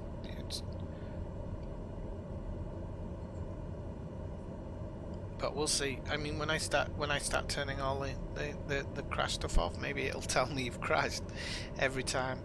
I don't think it will. I was a little bit. The only thing about that was this doesn't have a call out. This plane, and I don't know why it doesn't have a call out, because it has everything else. So you don't know when you're at 40 or 30. It's total judgment. But I'd passed the threshold, and I felt like I was low enough. So yeah, I just dropped it. It's nice to see these other planes, same as mine here, parked up.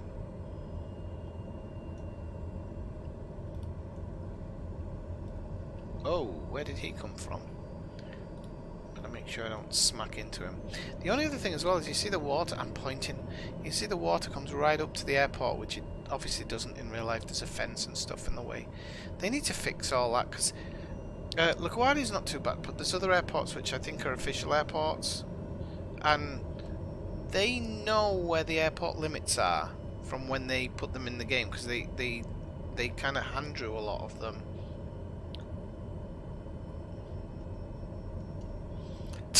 Shut up.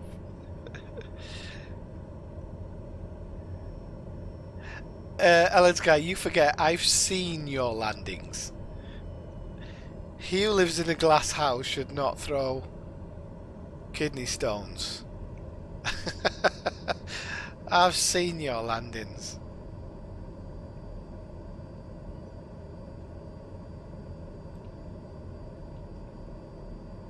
Oh, need to go forward just slightly.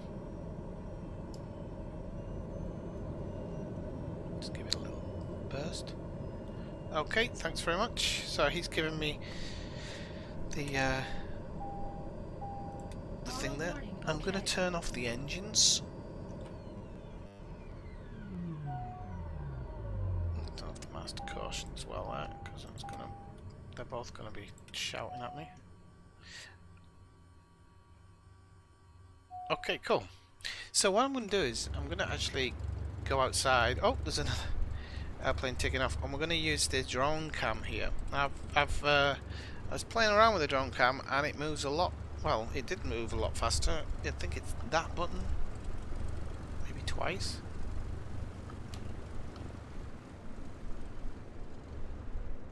Or maybe another time. Maybe a lot more. Okay. Yeah, as opposed to yours where it's mummy, I don't want to die. Right, okay, so let's have a look where we are. Okay, so if we follow this around, we should see... wait. I don't know why I'm getting... Oh, it might be the wind. That's weird. I was getting, like, feedback in my...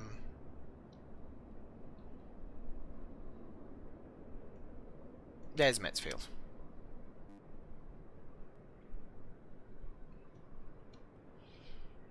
Okay, so it looks a bit strange in winter, because I've never seen it, but this is Metsfield. This is where the New York Mets play, the baseball team, New York Mets.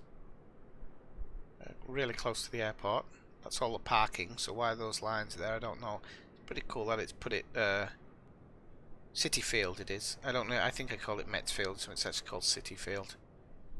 For Citibank, and it's written on the side there. So it's pretty cool. Unfortunately, the Jet Stadium isn't in the game. I was considering actually modding that in, but I'm sure somebody else would. So one thing I wanted to actually do with this whole drone thing is actually go into places I've taken photos in New York and actually try and recreate them in the game using the drone, because I mean you can go pretty much wherever you were.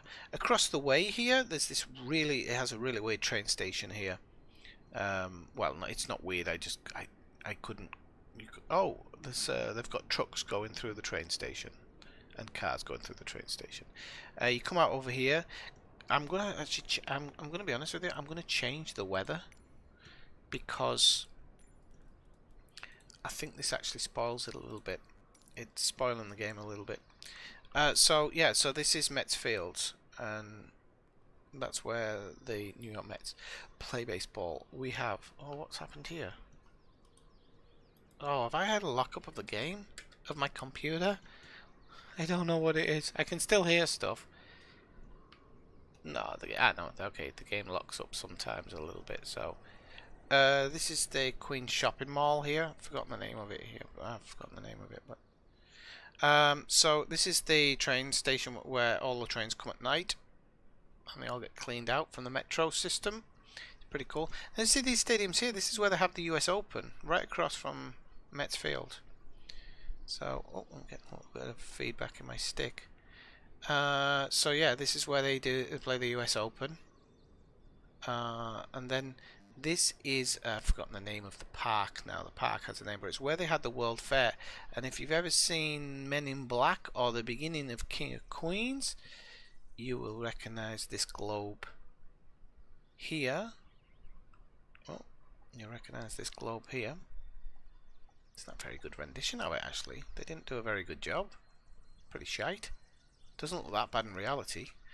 And then these things here in Men in Black 1, they're actually UFOs, if you remember it quite well.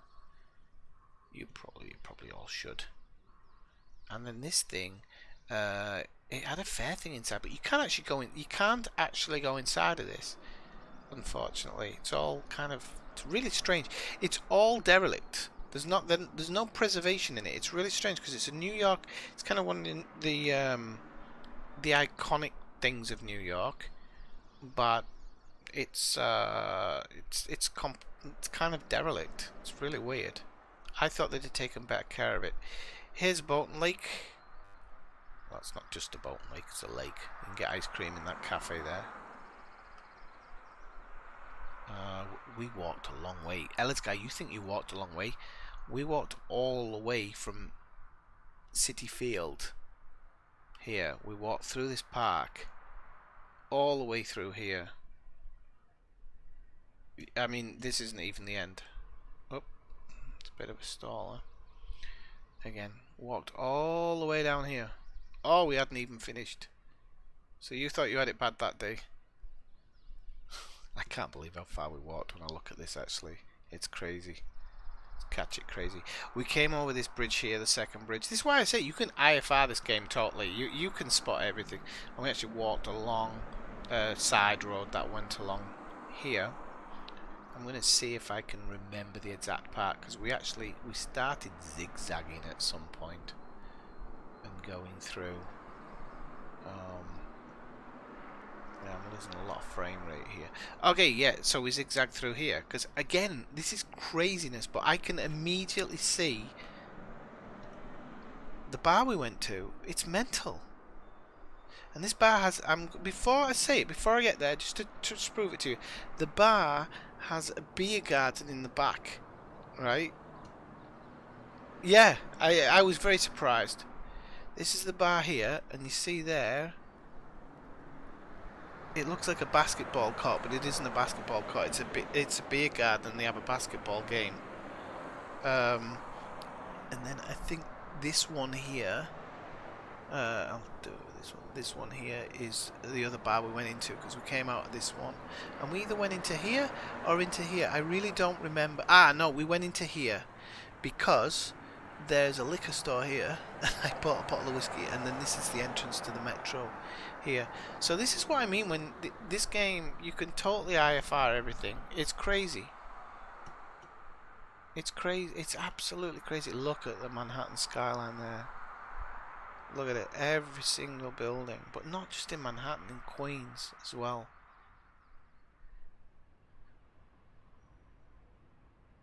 I know that they did it purely by mapping, and that is better than placing physical objects.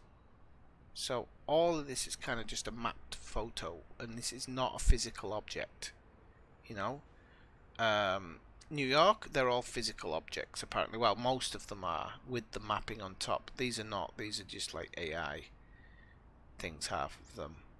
And then but it's this actual here, this railway here, you often see this shot. They used it in Batman, I think, because you have this going in here, but then they CGI'd lots and lots of buildings in this area, to make it seem like Gotham was much bigger.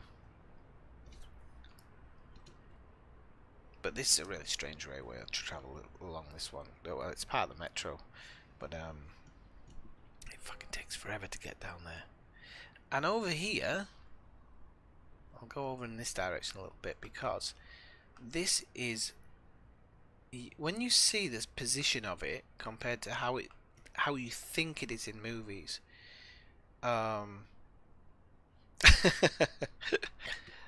yeah, not far off. So here, I just want to find the entrance gate, because it's amazing how your memory and everything can find the exact spots. It really is. Okay, so this part here, all of this, here and here and here and here, this is so we would have come in. Well, we wouldn't have come in alongside that road, because that's too much. I need to find the building, because otherwise I'll go mental if I don't think I can find it. I remember this, but I don't think we came in over here. But it must have been this one. But I can't see where you enter. Okay, it might have been from here. We would have come across here. Okay, yeah, now I see it. Wow, it's crazy. This is what I mean. You can totally do this. Okay, you know when in the movies, whenever you see a gangster being buried, and they have that shot of the graveyard with New York in the background, it's this graveyard here. In fact, these kind of mausoleums here, they normally use them. They're all actually Jewish, most of them, but you know, you'll always see like the Italian family grouped around and everything with New York in the background. This is the graveyard that they do it from, and I got a few photographs in there. We went in, not supposed to actually, I don't think. You go in by the entrance here, and we went in, and you actually get the best, because these trees aren't really here. Okay, so these trees aren't really here. You actually get the best shot from here. When these trees are gone, you get the best shot, because you can just see the whole of New York. It's good stuff. Right, let me just find the other parts. I need to find the island. Okay, there it is. So, I've forgotten the name of this island here. It's really cool because you can take the train, the metro, to this island. You kind of come somewhere near the bridge. I think you pass under it, and you come around here, and there's kind of houses. I don't think they're exactly like that in reality, to be honest with you. They're very, very similar, but not quite like that. And then you come down here and you go through this park, and this here, oh, it's because I'm using my bloody thing, is the old tuberculosis hospital. So it's where everybody with TB got originally got treated. And then there's actually somewhere else where they took them and buried bodies and stuff on them. This thing here at the end of it has Franklin D. Roosevelt's face on this monument here. It's actually much higher. You're not next to the water like this. You're about 10 meters, well, 5-10 meters above it. And then across from there is the world. I've forgotten the name of this now.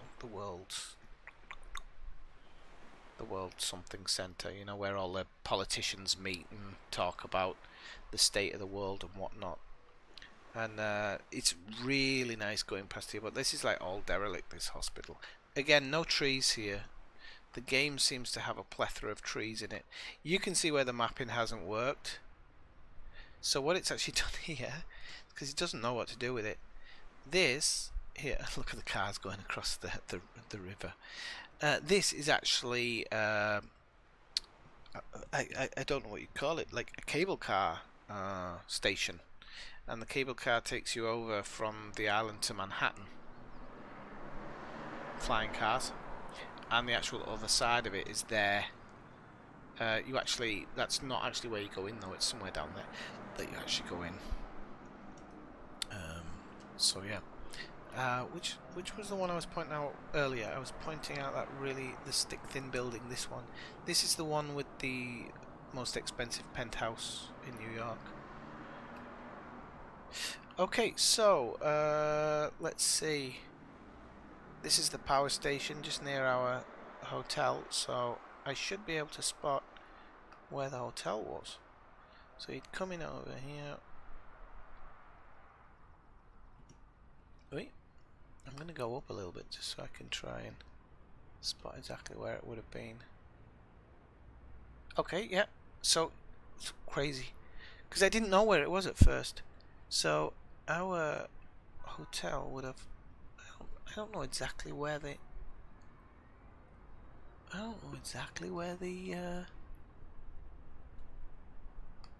Sorry, I'll try not to bore you all with this, but it's quite interesting for me.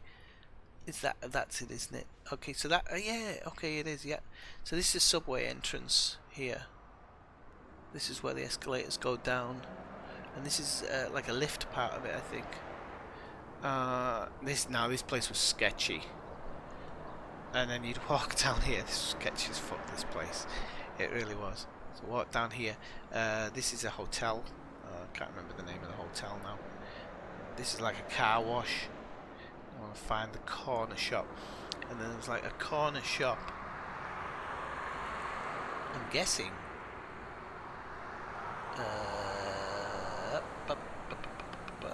this seems too far up to be the corner shop.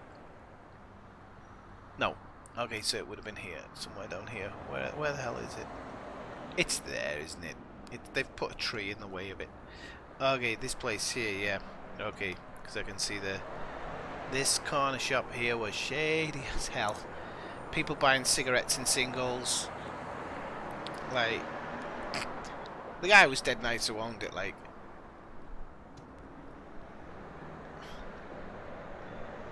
And then you went along here, and there was a school somewhere along here. There you go, there's a school. So you can see the playground there. And then you would have gone down here, and this was the hotel here. And apparently it's a shithole now, the hotel. It was this building here. So we had a fire station opposite us. There's actually a fire station there.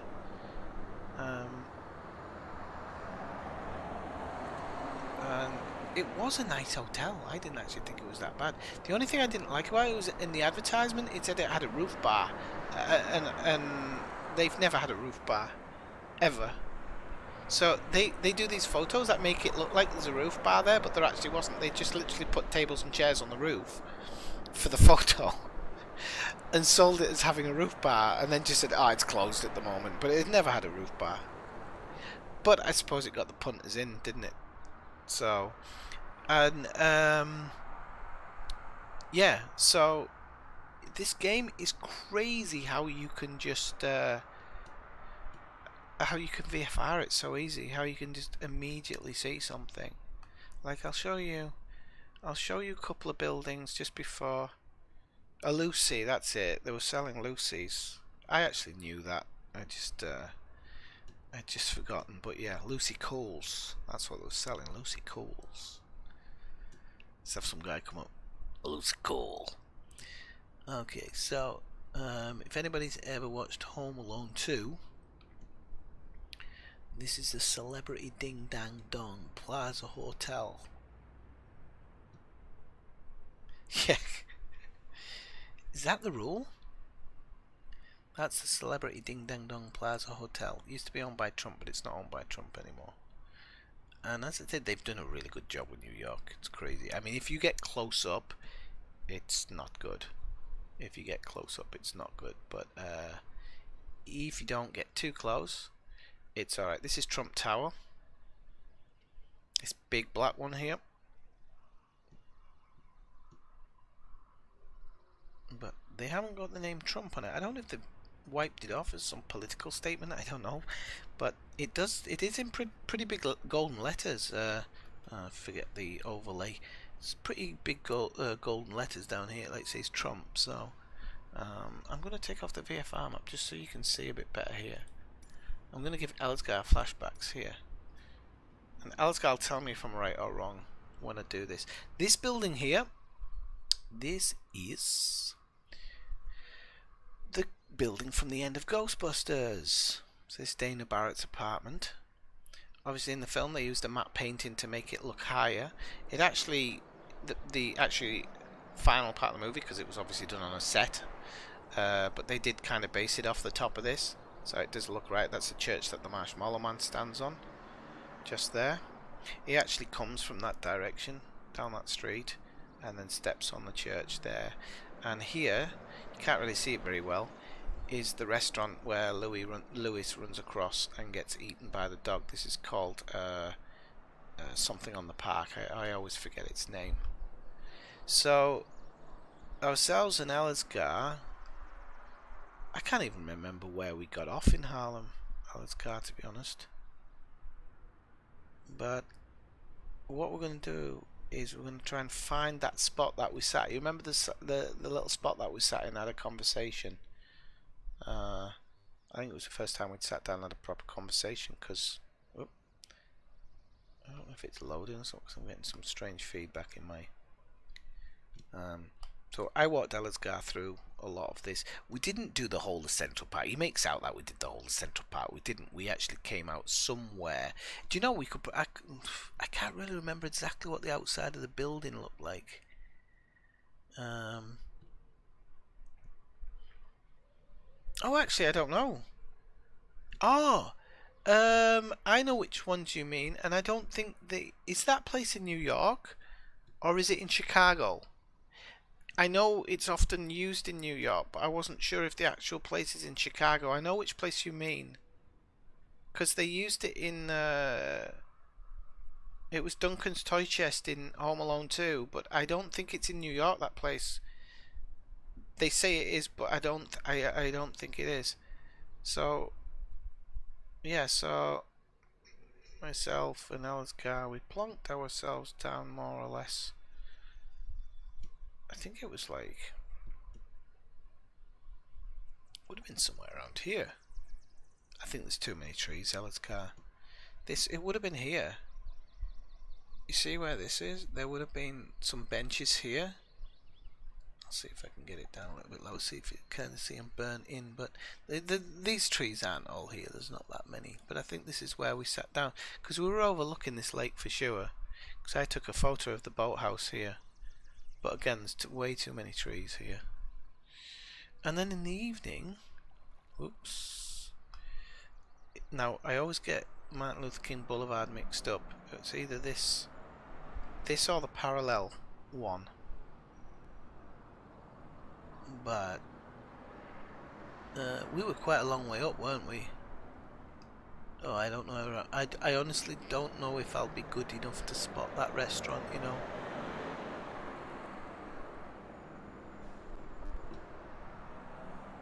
Because I can't remember how far up Martin Luther King Boulevard it was. It was a long way because we took the train for a hang on. This building here rings a bell.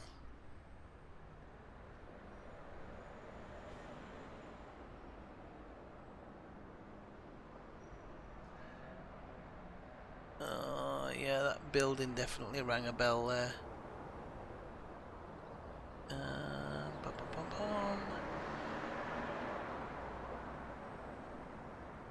I don't. Oh, so does that one. That really rings a bell as well. So I think. Oh, maybe it's covered in. Ah, there it is. I think that's it. No. I thought that might be it for a second, but no, it isn't. Because I don't think it was. It could be there. Yeah, I think it's that one. I don't think it was on the end. I think it's that one there. Unfortunately covered in trees. But anywho. This is for the guy playing the drums. I'll make sure it wasn't this next street over, but I don't think it was.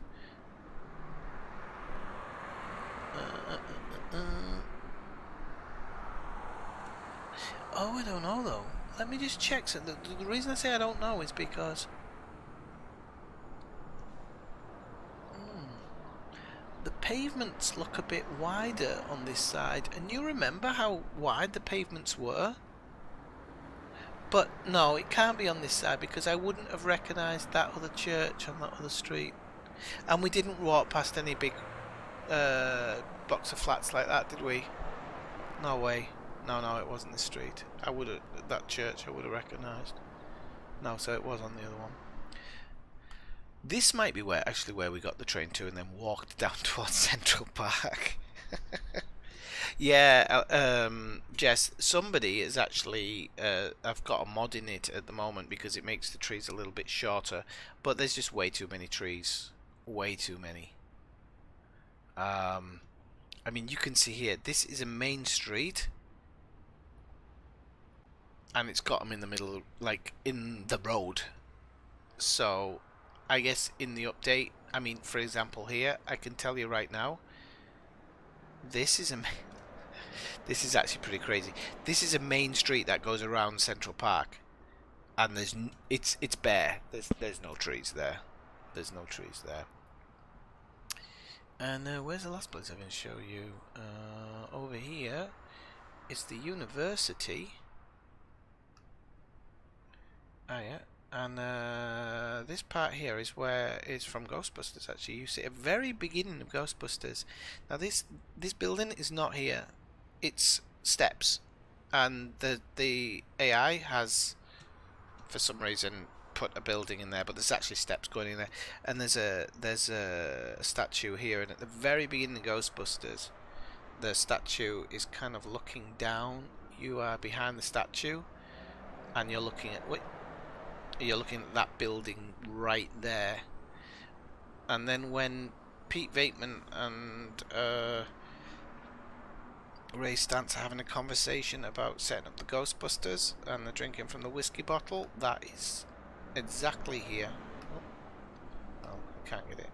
It's exactly here on this wall where he's kind of sat. So yeah, so that was pretty cool.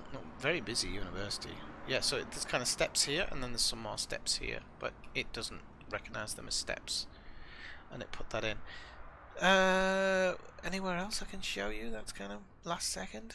Well, there's Yankee Stadium over here. So I'll just have to find it because I know it's up the river.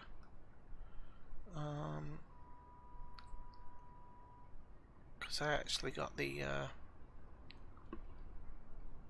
we got the train up. So here we go. Because I recognise this building here. So yeah, so there's Yankee Stadium. Because we came out here, and this is the hood. I'm not kidding. I'm not kidding. This area was like, I was like, okay, keep walking fast. But luckily we only had to go from somewhere like here. I can't remember where the exit was, but we were getting looked at. We came up here and we came across this bridge, and the funny thing was, as soon as you came across this bridge, like all the people who parked their cars here and stuff to go to Yankee Stadium were coming up, and like you felt safe again. Not that I mean, when I was in Queens, we were in a dodgy area. I never felt unsafe though. I really didn't. But there was a bit sketchy, just a little bit sketchy. Yeah, so the old Yankee Stadium was here, and the new Yankee Stadium is here. So you come across the bridge. It's a great view when you come across the bridge, because you're kind of coming up, and you can see Yankee Stadium like that, and you kind of walk along this road, and it's so cool. I went to about 8 or 9 games. Was it 8 or 9? No, maybe 5. And pretty much every seat was here. Now this is actually another tier, but it doesn't show very well in the game. There's 2 seats here. So we had some seats in this row here, and then most of the time there was like these 3 or 4 seats here, and got seats here. And this is where all the drunkards hang out. So this is the drinking section. This is where people get loud and proud. There's actually a bar here, but it's quite funny because you sit there and you hear them all chanting. So loads of home runs in those games as well. I was really lucky. The Yankees won every game, and well, apparently they put more trees in the game because other games don't have as many trees, and the world has X percentage of trees in it. The problem is that the AI doesn't pick up. So I think they said something along the lines of, if there's a tree there in real life, it's in the game. And it's like, well, yeah, of course it is, because you put like 60 trees for every one. And I think what they were aiming at was to try and take away, when you see it from this level, those trees don't look out of place. You see them all kind of lining the road here, but you think they could be overhanging, like they kind of fit. But it's only when you get down to low level. But don't you think it's amazing that you can come out into this drone cam and go anywhere in the world? You don't even have to fly the airplane. You can speed this drone cam up with a couple of pushes of a button. You can go to any altitude. Not only going to altitude, like look, if I just go along here, I'm going to actually see if I can do it faster. I'm talking about doing it faster. You can actually press some buttons and it goes much faster. But you know, say you're here and you're like, okay, so I'm overlooking Central Park. Oh, this looks great, yeah. What I find amazing about this game is you come in over Central Park like this, and then you just like, this is the part that blew my mind when I first saw it, and it's like, okay, I want to see snow. Okay, so now we've got snow. Well, I can't see anything. The snow's crap. So, okay, so I'll just raise the clouds up to the highest level. Wow, and now I've got a winter wonderland. Or, don't want a winter wonderland, I want a bit of rain. Okay. Precipitation's too much, I'll take that away a little bit. So, okay, I've got rain. Okay, that isn't enough. I need a bit of storm in there. So I'm going to put the lighting on. Change the pressures. Snow depth. Even snow depth. Forgot about the snow depth.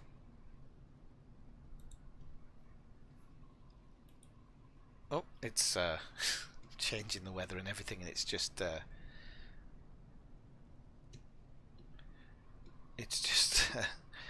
frozen up again. So you can see the haze coming off the buildings because I've got the temperature a little bit higher, so you can see kind of stuff coming off. You can see the lightning flashing there. can hear the lightning. Okay, I want high level clouds. I want high level clouds. Few clouds. Oh, got a moth in here or something. And the fact that you can change all of this is what really gets me. Look, snow depth. I'm going to put a ton of snow on, or I can put very little snow on, just a scattering. And I'm guessing, I think that's amazing that it does that. That you can just have like, oh, it snowed a little bit yesterday, and you've got like little patches, and some roofs are covered, but not all of them. And then you can go, no, it absolutely tanked it down with snow, and everybody's having to dig themselves out of their apartments. It's just, I don't know. I just think they've done such a good job with it. They've done a far superior job with it than anybody else has with any other flight simulator game. And the fact that you can go anywhere in the world and see all these different things, it truly is phenomenal. It's phenomenal, and I, for one, are very happy playing around with it and just trying to enjoy it a little bit, without it hanging on me too much. So, okay, people, I'm gonna have to call it a day because it's been like 4 hours. It's 2 o'clock in the morning. I'm starting to even slur my words because not because I've been drinking, because I've been on the Ineffectual coffee. I'm just getting tired because I've been up since quite early this morning. So I just want to thank everybody for your support, everybody for coming in and watching. It's always a pleasure, as you know, streaming for you people. And that sounded wrong, you people. It sounds like I'm making a racial remark. So it's been a pleasure streaming for you all as usual. You know I enjoy it, and I shall see you again very soon. I might stream on Friday actually, and if I do, it might be a very long stream because it will be the start of my journey. So I'll have it all plotted out and everything by then, because I'm working again now, so I have to get it all done before I go back to pure work. Okay, so from Captain, not Commander, damn it, I got it wrong. From Captain Swifty, I will see you soon, and have a good rest of the day, okay? I'm slurring my words so much, I'm so tired. Okay, good night, people. 9-7.